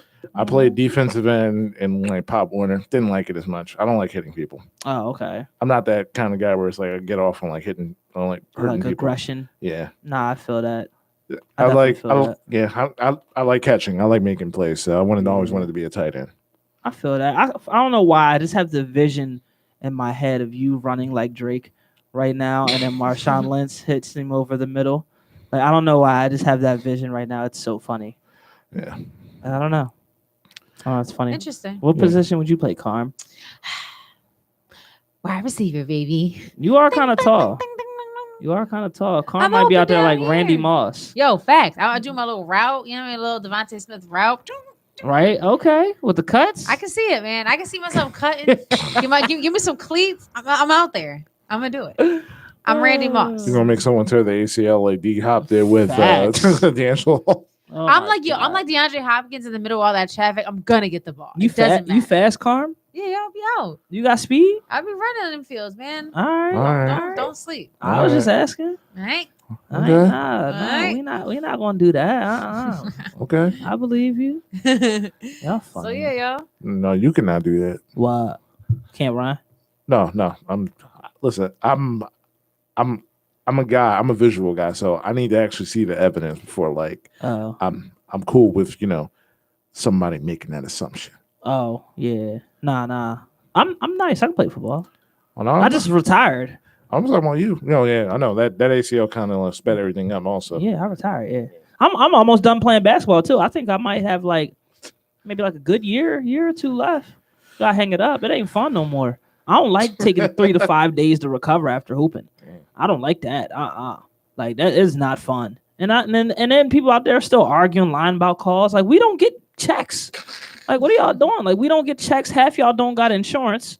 Like if y'all don't relax and just have fun and get a cardio in. foul. People want to relive high school. Yo, I was watching these boys play jail ball one day. I was like, you know what? Started taking off my shoes. Like I'm not here for this. Let me head on out. That SpongeBob meme. Let me head on out. Mark is like over like so many things. He's like, I'm good on this. I'm good on Oh, that. I'm for good sure. on that. Yeah, I can kind of tell like the type of old person I might end Yeah, up Mark's being. gonna be like the old person's gonna be sitting in his recliner watching his football. He's like, yo, I ain't doing nothing. I feel like there's a chance. I mean, I'm still gonna be down for stuff, but like if I'm over it and done with it, I'm over it and done with it. I'm not even going to Mark, take it. I can hear the Mark. I'm good. Yeah, literally, I'm good. good. Y'all got it. I can hear the Mark. I'm Yeah. good. Honestly, I'm already like that. I'm like, yeah, I'm good. Y'all got it. Yeah, honestly, I know how you feel. Like as soon as I'm like after 30, I'm like, you know what? No, I'm not playing sports anymore. Yeah. I mean, I'll work out, but no, I'm not doing any of that. Yeah. So No, what- like I'm getting there. Like I'm like my competitive drive, it's still there. Don't get me wrong. I still like to compete, like, but like I'm good, yo. And then COVID happened. So it's like, all right, now I don't want to hoop with randos. Like I don't know where you've been. You know what I mean? So it's just a lot of Facts. different factors that are happening right now to where it's like It's not so simple anymore. Yeah. it's I'm- really not. Like I yeah. can still play I'm when full I of- want to. Yeah, I don't feel like grabbing rebounds and throwing elbows at people. Yeah, I'm too like, old for that. yeah, like I'm cool. I just don't like the No, recovery I actually, anymore. no, listen. No, I actually do use my elbows when I rebound. So. See, I can totally see that. then let the wrong person get hit with a bow. Now we fighting. I'm saying we don't get checks out here. We don't even get a check. With a bow. All right, you hit right with a bow. Don't let first thing they do, checking to see if they leaking. I'm like, dang, calm down, Ron Artest. Who said that? See, see. You guys crack. That's why my days are numbered. No, that's it. You know what? Check rock. We just did. I might Rock. I might be left to like play maybe horse or 100. That's about it. I'll go out there and shoot. But I'm not trying to guard nobody no more. I'm not trying. Yo, I got to the court. I came a little late. I seen these boys running full court. I said, oh my God, like, why are y'all running full? Like, we play half court on Saturday mornings starting at 9 a.m. They was like, yo, the young bulls got here at 8 and started running. I'm like, what? Like, so you mean to tell me we actually playing full court today? My body was insane. And then the same day I played paintball. You know how long it took me to freaking walk? It took me like 3 days. Can't be doing this no more. Yo, Mark is such a grandpa. It's like not even funny how much of a gramps. Listen, Mark you should have is. just Just you probably have should've have grandkids already. should have just had like Steve Burrell, like, you know, take you off the court like Pip. Nah, I mean, I was cool. Like, I was fine. It's just like, why are we playing full? Like, we literally get together to play half court. Nobody's trying to do all this running up. We are not spring chickens anymore. But I mean, you know, I still did my thing. Yeah, it's just not. Here's my thing. I don't really mind it. It's just like when you're playing these full court pickup games and not everybody's like into it and running. I don't like running for my health. So like, well, you know where I'm going with this. But like, if we're playing full court, like some people are running, some people aren't. I'm like, bruh, get back on defense. But soon as we're on offense, after you didn't run on defense, right here, yo, I'm not passing to you. Like, that's not happening. Like, if I see, like, if you're doing nothing, I'm not passing to you. Listen, it's all good. You can pass it to me. I'm gonna give it back. I don't like. That's cool. But if you're just literally doing, I had this. Oh my God, I'm sorry to go off on a rant. There's one boy I was playing with 1 week. I'll never forget. My man played zero defense. He's probably like 6'2", 6'3". Is he a cherry picker? He was trying to be, but we were playing half court. And I kept checking, right? So I peep how he was putting no energy on defense. He's not getting no rebounds. Mind you, he's the tallest on our team, 6'3", whatever. He's not getting no boards. He's getting housed by smaller people, getting out hustled. And every time we got on offense, he's, yo, here. I never even looked at him. He started getting so mad. I just didn't pass. Just get the rebound. He wasn't even doing that. No. That's what I would have said. No, I didn't even say anything. No. I played it off like, oh yeah. Nope. Nope. Yeah, but no, yeah. Look, I don't got no the fun names for like, you, sir. Yeah, like we ain't spring chickens. Like we ain't those hoopers like Carm interviewing. So right. I mean, I can play with them. I'm not saying, you know what I'm saying. I'm not saying that. I can play with them, but nah, them days is done. Who knows? My goal, for real, my goal is if I can drop like 30 pounds by next summer, it'll be my last hoop session. I'll play like I'd played in college, and I'll be done. Like I will be at mentally. Smack Gym? Yeah, because I used to play forever at the Smack. Ever. I used to play like 5, 6, 7 games of full court, the Smack, no problem. Like pre-ACL torn, oh my God. I was hooping at the Smack. Here last summer. Yeah. I was hooping. A Mark Thompson presentation, The Last Dance. Yo, for real, I might vlog it. I might be like, yeah, you know, first thing in the morning, hit the gym, got to get the sauna, get my bones loose. Like, yeah, I might do it. Yo, y'all giving me ideas. I might have a little YouTube channel, The Last Dance, The Last Summer. You know what I mean? The Last Summer. Yeah. Mark Thompson. All right, it's gonna be I'm gonna be snapping out there. But yeah. Next thing you know, your last hoop session, you go like have like an AI scoring name, like 8 of 24. That's fine with me. Yeah. Actually, no, I'm not. The last 4 times I hooped, I've had excellent scoring days, but we lost. I've been great. I've been very efficient. Shot falling, hitting from everywhere. I've just been losing. I ain't been having the right squad, so I get it. I was like Dame out there, yo. Legit, I was like Dame, getting all these buckets, just losing, not getting like nowhere. Bradley Beal. Yup, like Bradley Beal, not even getting close. We be getting smoked. I'd be having like 6 out of our 8 points. Game go to 12. Just lost. Smoked. Yo, Mark is too much today. Mark is on a roll today. I just never seen the side of him. He's just like the whole throwing your teammates all under the bus. The whole like Mark thing today. The whole 16-wheeler. It's cool. It be like that sometimes. Yeah. Hopefully, once again, you listen to 98.5 WJ1 Running Back Sports Show, Sports for the Culture. You want to call them. Join the discussion. Carm, drop that number. 215-763-9596. Chris hit you with the Magic Johnson. He Yeah. And if anybody who's ever hooped with Mark has any, comments about Mark's previous comments about, trying to carry the squad and they still lose, please feel free to call in for Yeah, it's fine. It's fine, definitely. Yeah. However, we're going to dive into our next segment, which we haven't had for weeks, but we're glad she's back. Let's get some. Where's my J-Lo at? Let's get some. We can recycle. Let's do Jenny from the Block. I heard that earlier. You don't mind us recycling, do you? No, J-Lo's. Oh, you got some? Yeah. Okay. What is this? What song is this? Oh, snap. I forgot to do the introduction. Ladies and gentlemen, the highly anticipated, the long-awaited, the only place you can find this segment, 5 to 7 p.m. on 98.5 FM, Run It Back Sports, Carm's Corner. Yeah. All right, y'all. Hi, I'm back. Carm's back. Carm's Corner. So, for Carm's Corner this week, well, if you don't know all our watches out there, Carm's Corner is a time where I talk about, people in sports and the world and life who are doing great things, or, just things that I think are important, or just issues or things I just want to bring up. So Carm's Corner for this week, I'm going to talk about something that Chris kind of already mentioned, then I'm going to segue into another piece of that, which really ticked me off. So I really want to mention this for Carm's Corner. So my first part of Carm's Corner, I'm going to talk about someone who just got named the Wnba MVP today. Connecticut Sun forward Jonquel Jones. All right, this is her first MVP. So she, if you don't know, tonight is leading her team playing with the Connecticut Sun heading into the semifinals of the WNBA playoffs. So she won with 48 of 49 first place votes. She had a total of 487 total points in the voting. So she was kind of like the unanimous MVP off of one vote. Brittany Griner finished in second place with 224 points in total votes for MVP. So Brittany Griner, who's obviously had a killer season, came in number 2, but Jonquel got the first. So it's crazy because with the Sun being number 1 in the WNBA all season long, pretty much, and now Jonquel is the MVP on that team as well. The Connecticut Sun's coach got Coach of the Year, Kurt Miller. He's Coach of the Year.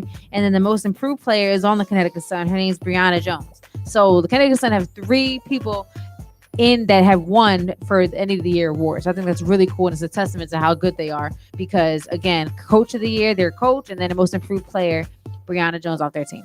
So more about Jonquel. So she's a 6'6". She's from the Bahamas. Okay, so she's a Bahamian, like our guy Ayton. Y'all don't know how you know. She's in her 5th season. She was drafted number 6 out of George Washington in 2016 by the LA Sparks. Traded to the Sun. She didn't play in 2020 when the WNBA was in the bubble because of COVID. She did not play. In 2021, this season, she averaged 19.4 points a game, 11.2 rebounds, 2.8 assists. She has 1.3 block shots and 1.3 steals. She's a premier rebounder and rim protector. And she's going to receive $15,450 for winning MVP, which is literally peanuts in comparison to how much the NBA players get. And it's funny. I thought it was an interesting fact that the WNBA MVP trophy is made by Tiffany & Co. So I think that was kind of cool. And she's the second player to win the MVP who have played on the Sun. So fun fact about her. So congratulations to her. She deserves it. Her team is again in the semifinals. They have opportunity to possibly get to the finals and win the championship this year. So good luck to her tonight and to the Sun. So something I want to bring up about the WNBA, which I thought was insane, crazy, blew my mind. I was really mad about this. So I'm going to read a little bit of this article that I found about the WNBA. And I thought it was very interesting. So the title is, a WNBA team is getting booted from its home arena for another playoff game because Disney on Ice is in town. Okay? That's so disrespectful. So, for the second time in as many weeks, the Phoenix Mercury will be displaced and without its home court advantage while hosting a high-stakes playoff game. The WNBA squad will play Game 3 of its semifinal series with the second-seeded Las Vegas Aces at Desert Financial Arena. They're going to play instead at Arizona State University's gym. Okay? On Sunday, because its usual home at the Footprint Center is scheduled to host Disney on Ice. and this is not a joke. This is not funny. This is like real life happening. So the Mercury are hosting Game 3 on Sunday of the WNBA semifinals, and they cannot play at their home court because Disney on Ice is playing. They're coming into town, which is insane. Last week, the Mercury were booted from the Footprint Center to make way for a concert when they were meant to enjoy home court advantage in a single elimination game against the New York Liberty. So last week, when they beat the Liberty out, when the first game of the playoffs, they couldn't play at their home court, and they had to play at Arizona's gym because a concert was in town.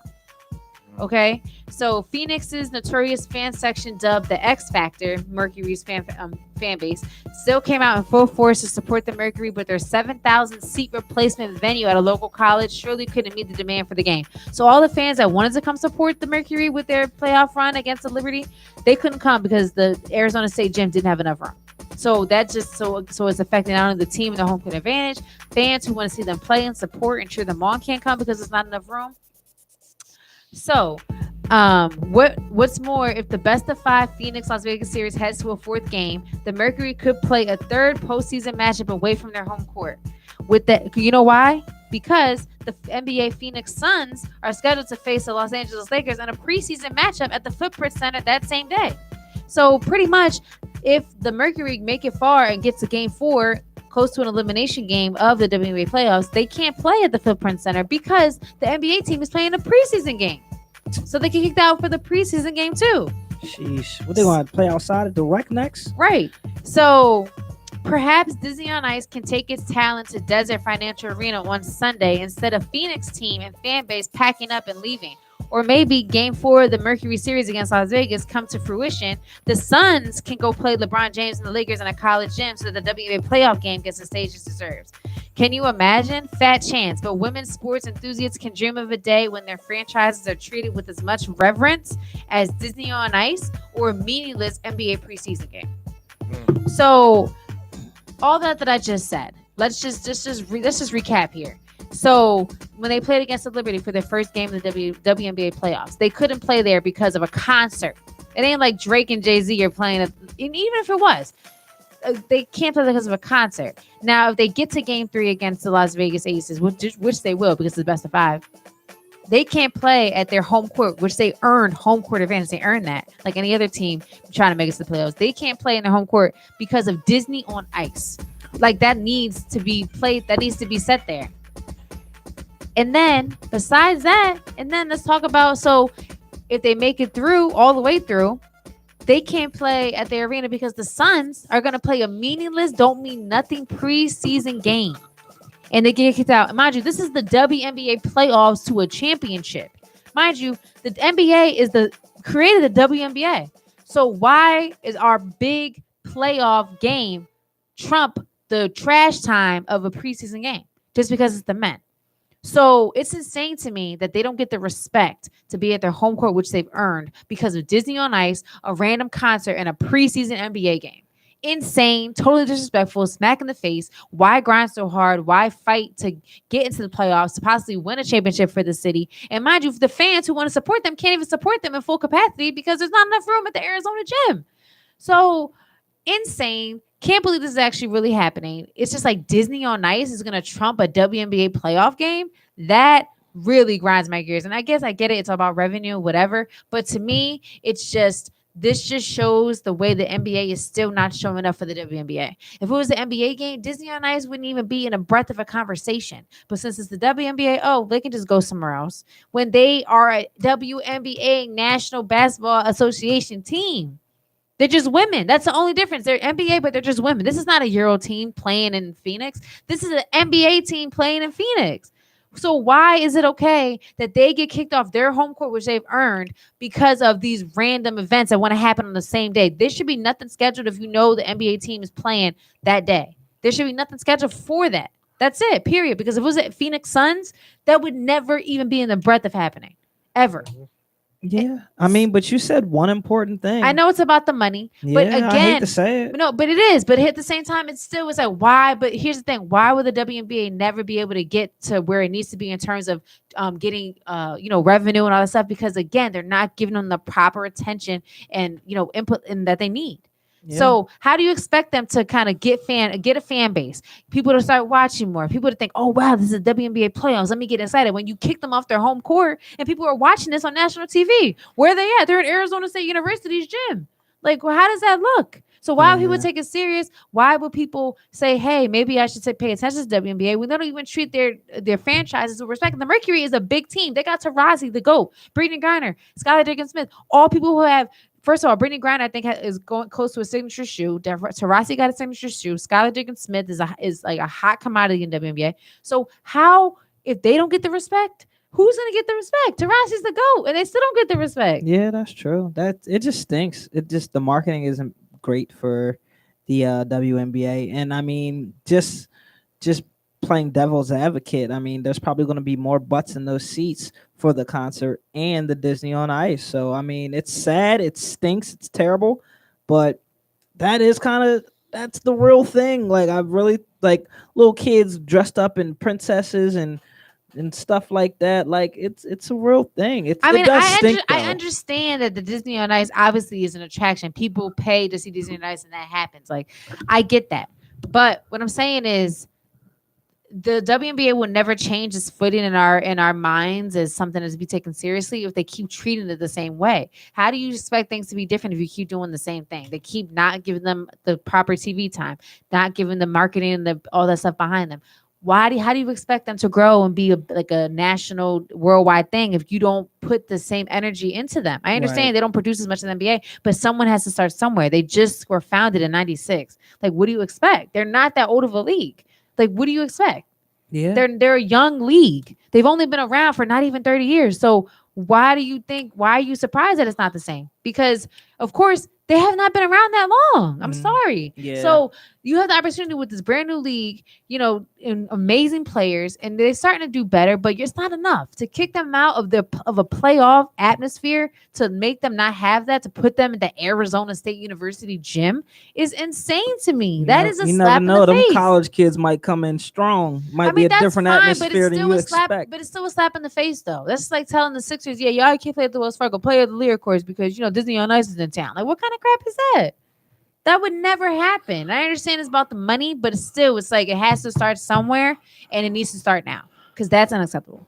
Well, if they do play at the League Court Center, I don't gotta go that far. So sure don't. That's fine, but it's not funny because I really felt offended. Oh no, it's not. I felt offended by that because I was like, wow, like they're a good team. They got stars. It ain't like they're like unknown. I truly feel the same way. Like, not to mention it's like during the playoffs as well, where it's like playoffs. Yeah, it's not a regular season game we're talking about here. Even that's unacceptable. It's crazy. As a regular season game, like who's in charge of scheduling? But like this, you couldn't schedule Disney on Ice the next Sunday. Like, it has to be when the Phoenix Mercury are having their playoff game. It's just like, it's not like it's something that's time sensitive. Disney on Ice, you can see that anytime. It's not weather permitting. It's inside. And the thing is, they do it all the time at the Wells Fargo Center. There'll be a Flyers game at 1. And then almost a Sixers game at 7. Right, exactly. They'll just put the wood right over the ice and keep it pushing. Why can't that same thing be like? That's crazy to me. Exactly. That's a great point. Yeah. Why not have the Disney on Ice earlier and the Phoenix Mercury playoff game later? Yeah. You know what I mean? Because you don't want to redo the court. You don't want to redo the arena. So Carm's Corner. Probably not, because they're like, ain't nobody gonna be in this joint anyway. Well, yeah, I mean, like, but it's like, but again, how can anyone be in this joint if that's how you treat it? Yeah. Again, no one's gonna be true. in this joint. What you mean? You're treating it like no one's gonna be in this joint, so no one's gonna be in this joint. What do you mean? So my Carm's Corner, my whole point is, shout out to the Sun and Jonquel Jones for winning her first MVP, and her team is, obviously in the race for a championship. So that's great, and obviously they've accomplished a lot with their coach and the most improved player. But on the same note, that great accomplishment came out today. And then you hear this news about the Phoenix Mercury not even getting the respect of having their home court advantage. So Carm's Corner, we got to do better for the WNBA because, again, just at the end of the day, they are NBA. It's just W in front of it, and that should make a difference. Talk that talk, okay. Because the NBA has enough money that the NBA produces in terms of revenue. They can give a little money, a little marketing to the WNBA. I understand they don't produce as much, and I know that is a big issue and problem. I get that, but again, they're a young league, and how do you expect them to grow and be there if you don't put into them? Yeah. That's my Carm's Corner for today, people. See you next week. Yes. So once again, you guys have just tuned into another edition of Carm's Corner. There's only one place you can find that, and that's here at Run It Back Sports, 5 p.m. to 7 p.m. every Tuesday. Ladies and gentlemen, peace. We still going on though. Chris, what happened to the? You got the applause ready? Like, I'm sorry, I was just enamored by, the serious bet that Carm just did. I just forgot. That's real. That's okay. Yeah. Yeah, man. It's sometimes Support women's sports. Seriously, support women. Let's just support women, bro. SWS.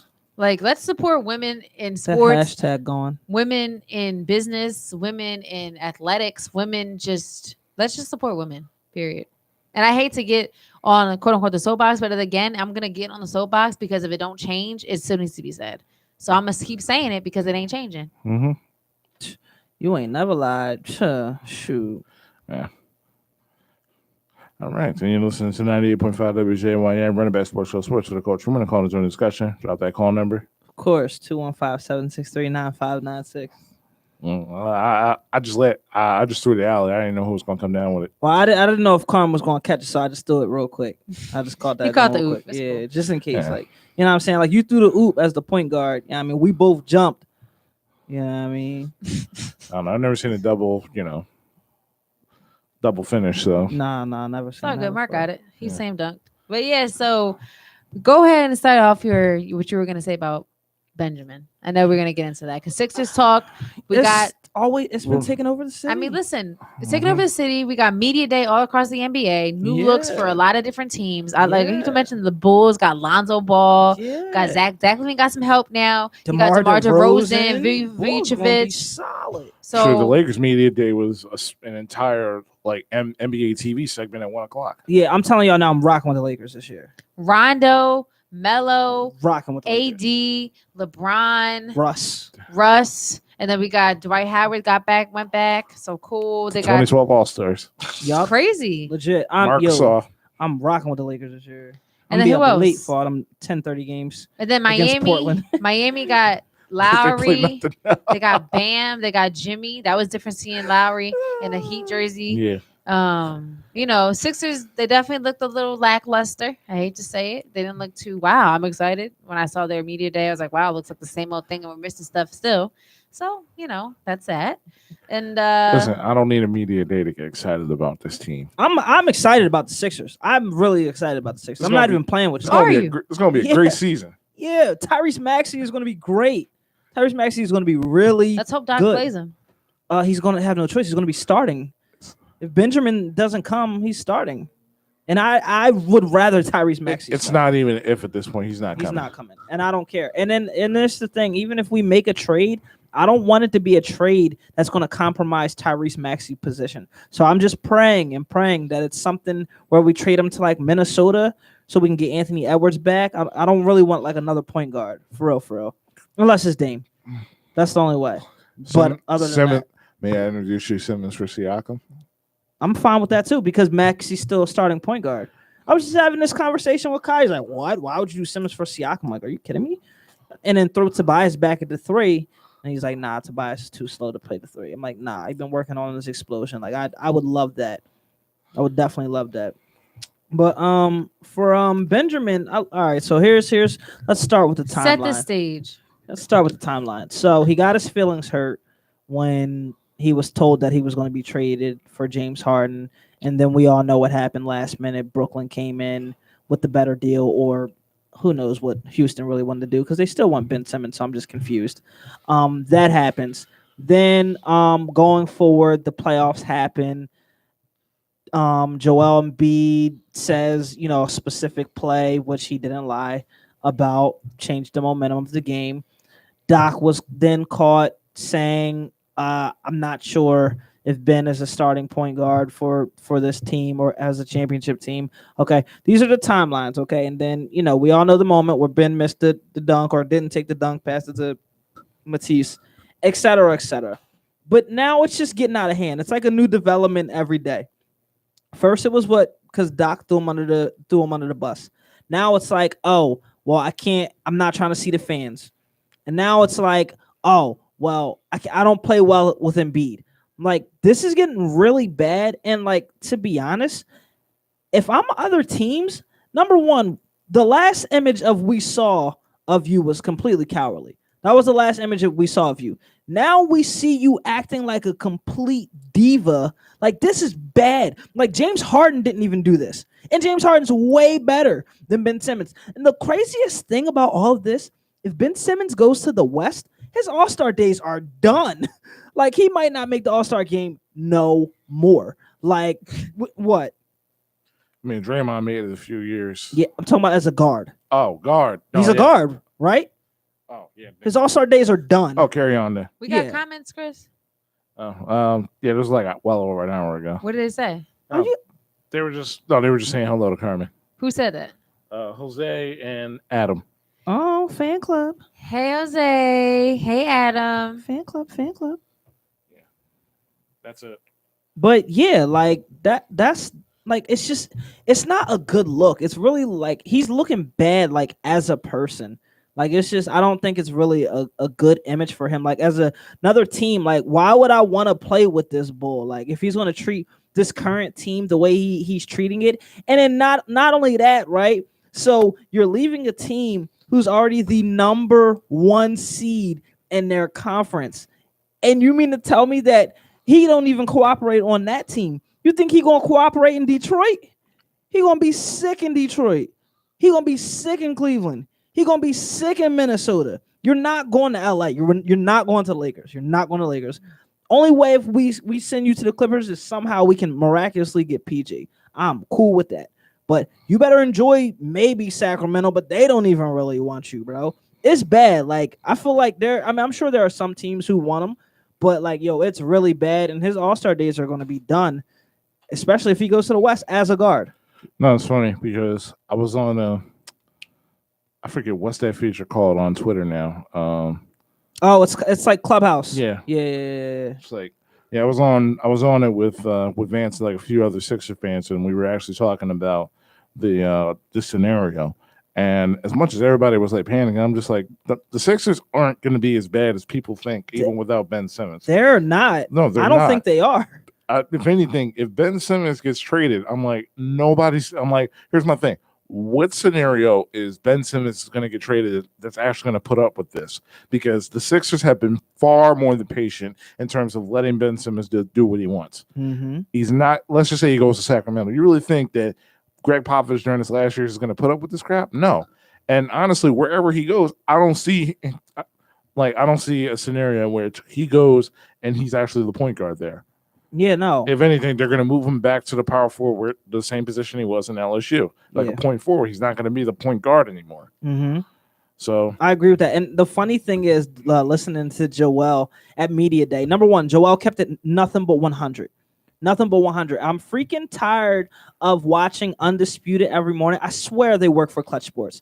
They work for Clutch Sports. Now they treat... That's your mistake watching it. I know. I'm not watching it anymore. They treat Ben as if he's LeBron. It's a joke. Like, the headline this morning was Joel Embiid says he's disappointed in Ben Simmons. If you watch the actual press conference or Media Day, Joel specifically said, now look, y'all going to start with disappointing thing, right? But tell the whole story because I'm about to keep it a bean. He kept it 100% a bean, but you go on the Undisputed this morning, and they took his words completely out of context. Joel said no lies whatsoever. But the one thing I thought that was kind of funny that he said was, like, what would you like expect from Ben, like, coming in? He was like, I mean, at least something from the videos. We've seen the videos. Like, I thought that was funny. Yeah. And he kept it real when he says, like, well, if the Sixers got an offer, they were like Steph Curry and Clay for me, would I be? He's like, I would be stupid to think that I would still be here. Right. He was like, did you just do Embiid's ass? Yo, that was. You guys are on a roll today. Y'all Yeah, I don't know why that happened. Why did that just come out of your mouth? Like, the way you said it. That was I'm sorry. It's just like that. Wow. Was like, wow. I'm so sorry. That was not intentional. Mark and Chris are truly like rare form today. Of course they would trade me for Steph and Clay. That's how it was said. No, Chris I said would- it better. I Chris would- said it better. I would trade me too. I wasn't even trying. Nah, he did that. He did it right away. You did it very So I'm like- natural. I'm It came like, is out he- really natural. I'm like, is he good? I'm like, Like, what was that? no, but like he's yo, really it's Chris, just like why did you do that? I don't know. Oh god, it's been a long day. I wasn't even focused. Chris is not even thinking. He's just coming out with accents. Right. All right. What was Yeah, that? man. Yeah, but no, he was right. It's like the trade rumors are the trade rumors. It's just like you can't pay attention to it. Yeah. And that's pretty much what he came out. It was like Joel Embiid has been in plenty of trade rumors because everybody wants to like make fun of his his weight, the fact that he's injury prone. So like he's been there. So it's like out of everybody, like he's the most in terms of I'm a diva. That's your boy. yeah. I'm a diva. Yeah. No. Yeah, but listen, in the end, it's like also the more we talked about on the Twitter space, it's like, and I'm gonna get more into it because I saw a good breakdown. It was like the analysis of Ben Simmons during that playoff. It's like a lot of it, like half of it has to do with Ben Simmons's limits in terms of him in the half court offense. A lot of it, other half has to do in terms of Doc Rivers not scheming correctly in terms of it. But it's like the more What do you scheme? What do you scheme? This man refuses to even look at the rim. let me finish. I'm sorry. I'm just saying, like, what do you scheme for? No, because the issue is that the reason why like the spacing hurts is because once Ben Simmons, because they talked about this during this video, when Ben Simmons is bringing the ball up, the defender's not engaging him on top of the key. He's going to sag right down in the paint. Yeah. But even when you put Ben Simmons in the dunker spot, and you have Joel Embiid on the top of the key having to create, because Ben Simmons is not looking to score, that guy who's guarding Ben at the dunker spot is going to be able to help because there's no engagement at all. Ben Simmons offensively in terms of like trying to go to the basket and looking to score. Yeah. That's why there's a major spacing issue because Ben Simmons at his best, and I somewhat agree on that because like if you play 4 out with Ben Simmons in transition, then that's where he's best at. But that's only in transition. Yeah, but that's only in transition. Yeah. In any other situation in a half court offense, it's like He's useless. Yeah, basically, it's like he doesn't shoot. Even if he tries to attack the basket and you foul him, he's not a strong free throw shooter. For a guy that's 6'10" and 230, 240 pounds, he doesn't set really good picks at all. No. He doesn't have any touch around the rim. Even if it's like mouse in the house, like Trae Young down there, he ain't even looking at that. Yeah. Like, that's disgusting. The day I see Ben Simmons do a big man move and, do this, how they all, point to the ground like because they're too small. I'm like, oh, okay, maybe. No, it's not going to happen. Yeah. I don't want to see them stupid emojis with the smoke coming out the nose anymore. I'm done with it. I mean, this whole Ben Simmons thing, as y'all know, I've been a Ben defender for years. Are you still? I still do think that he is very talented. I'm not ever gonna say he's not. I agree and with I'm gonna that. say that I liked what he did for us in terms of honing on his strengths. I liked the strength that he brought to the team. I did. But the rest of it, to me, at this point, is about attitude and it's about, pride. And I don't think that he has the pride and the attitude that we would need to have a winning atmosphere, winning mentality, winning team. Because you and the way you're handling all this and how when some people are trying to come out to talk to you, you don't want to see them, you're refusing because you're upset about comments. And I get it. They shouldn't have Doc shouldn't have said what he said. Joel shouldn't have said what he said. I don't care what anybody says. I understand he was right. They ain't lying or whatever it was. But you don't do that. You don't throw your number 2 guy under the bus publicly when you know he's still signed for 3 more years, like 4 more years. Don't do that. You don't do that. You don't talk about it's just like you use the analogy of like, you trash, like I trash your hoodie, Mark. I'm like, yeah, like that's the worst quality hoodie ever. And then Mark turns around and says, hey, and then I say, hey, anybody want to buy Mark's hoodie? It's just like, of course not, because I just trashed this quality. So it's like you're trashing something that is ours.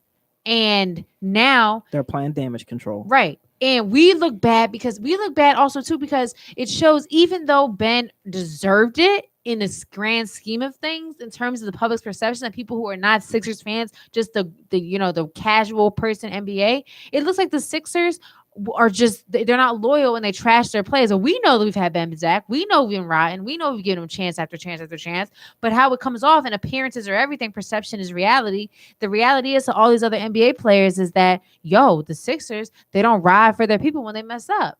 And regardless of we know the truth, I think it's hurting us and people's want to deal with us. And then with Ben's trade value, it hurts us too. So at the end of the day, everything we said just to get it off our chest, just to feel good about putting Ben in his place has hurt us in the bigger scheme of things. Because now Ben don't want to play. We are kind of stuck because he's still with us, but he don't want to play for us, and we don't have any other real options. So it's like we hurt ourselves trying to be right. And at the end of the day, we should have just been professional and handled it professionally, not emotionally. And now look, because Ben, obviously he's not a professional, but the organization, y'all didn't handle it right. So now look, now we're all stuck.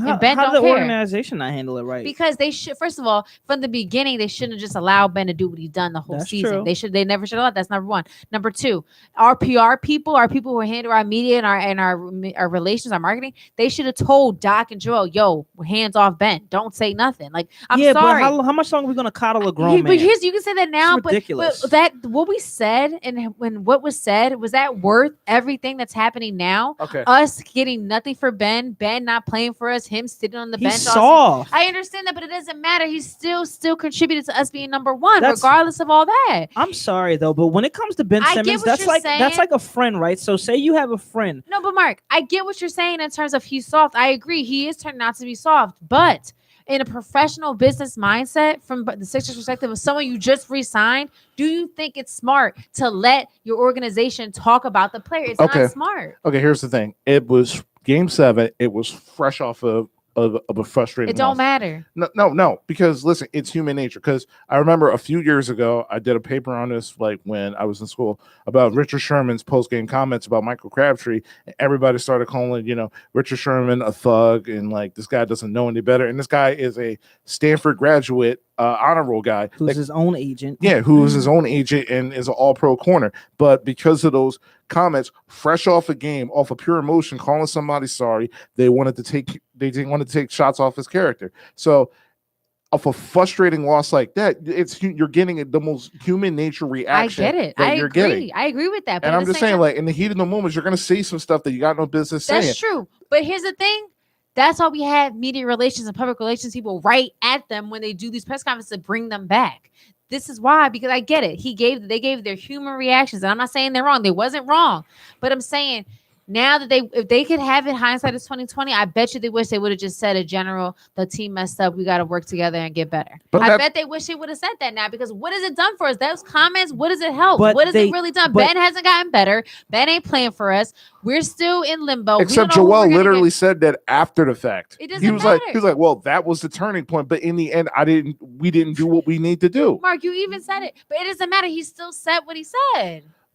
I'm not saying anyone it is. I'm hasn't not saying helped- he's right, but at the end But- of the day, you can't continue to coddle this person but and be the a team- yes man but for him. the team Like, coddled him though. not only it's not only just the team, it's everyone around this. So kid they all coddled. Now who they want coddles to change their minds in Game 7 press conference. Yeah, man, I'm sick of banning your crap. But let's be real. what Let's has it not act like done? this hasn't been building for 5 No, years. I That's why, agree. for example, no one cares about But Matisse maybe they Thybulle's foul. No one cares about Joel Embiid's 8 turnovers. No one cares about Tobias Harris going on 8 for 24. right. Nobody cares about that because it hasn't been building up. no, I agree. I like can agree literally, with like when you that. I like can agree with that. the main thing that we have come into every single October for the last 3 to 4 years is will Ben Simmons shoot? Will Ben Simmons shoot for the past I agree. 4 years? Then we are in a Game 7 at home where we rarely even lose. My man 6'10" with a 5'2" petite woman guarding him, and he passed it.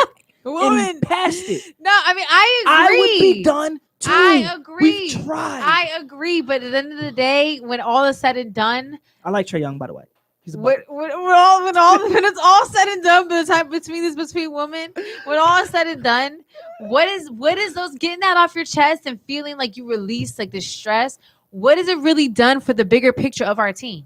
What has it really done for us? we'll be fine without Ben. We will so be fine without Ben. But I here's the thing, believe in this is Tyrese gonna Maxey. listen. I believe in Tyrese Maxey too, but this is taking a toll on our team. This is the topic of conversation throughout this whole offseason, and it's gonna be the topic until we figure out what's going on. And who knows if it's even gonna be traded? He could sit on the bench, and that's gonna be the topic of conversation throughout the entire league and the media. That's all everyone's gonna talk about. So you tired of Ben? He ain't gonna be gone because his ghosts are still gonna be in our ears, in the media, everywhere we go. No, because it's just of in these- California. But Yeah, we don't also, care. hold on. The corner reports Kevin Conner, NBA latest. He reports that Ben Simmons did not give a reason for his trade request. It was not the comments towards the fans that led to the decision. It's not you and me. What's the bottom line? Oh please. So he's butthurt. Period. So what? So what are we saying here now? What's the reason? Me and Joel don't You work want- together. What? Y'all are number one seed. like 1 week it's the fans, then it's the comments. Now it's Joel Embiid me not being fit. So here's my thing. So how can I sit here and like we blame the comments that Joel Embiid He and Doc just says Rivers that, made? but you know that's what it is. No, we don't, because he keeps changing his He's stance not every even single week. speaking. He has not said a word. It's everything that's coming reportedly from Rich Paul. So we don't even know what he's even mad about. It's like Kobe almost went to the Clippers. He almost went to the Bulls. LeBron left Cleveland. Like, it literally happens. It's the nature of the business. People are in trade rumors. Tobias Harris been traded, 5 times? Yeah. Okay, I get the circumstances are different.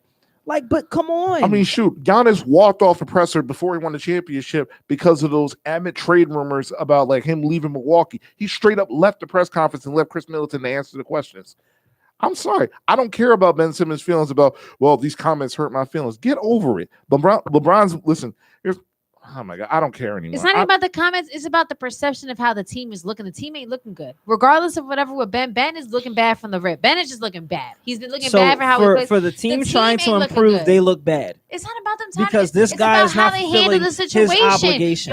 Y'all just have such a hone in on Ben, and I get it. And I'm not negating that he has been a chunk of the problem. But I'm saying, it's cool to talk as a Philly fan, but talking about the rest of the world and other people's draw to come here, the Sixers it's not a good look for the Sixers. I don't care what y'all say. It's not a good look for us drawing in other talent, other people. It's just not. You already have a reputation, and this just adds to it. I'm sorry. That's my opinion. Listen, in the end, this other organizations know what Ben Simmons is and what Ben Simmons isn't. It's not about Ben. It's about the organization and how they handle things. That's it.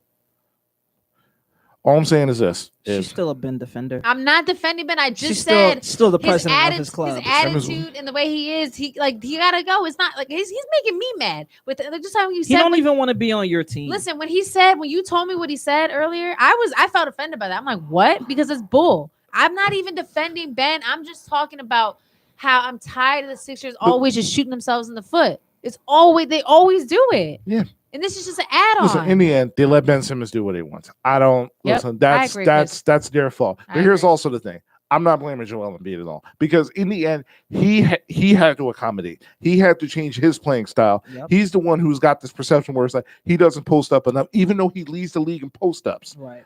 To accommodate for Ben Simmons to be in the paint and not even look at the basket. Right. Oh, he shoots too many threes. He has to spread the floor. Ben won't do anything. He has nowhere else to go with Ben there. Yeah, and then in the end, it's like, some people who are still in the defense of Ben Simmons was like, well, maybe Joel Embiid should have did more, or maybe the organization should have just got like a backup stretch 5. I'm like, wait, are you serious right now? So it comes down to Joel Embiid's backup being a stretch 5 to accommodate for Ben Simmons. Even the fans don't take accountability for him. He don't take accountability or have self-awareness. The fans don't take accountability or have self-awareness. Everything is not his fault. It is so, I don't know how this happened. Are you talking about me?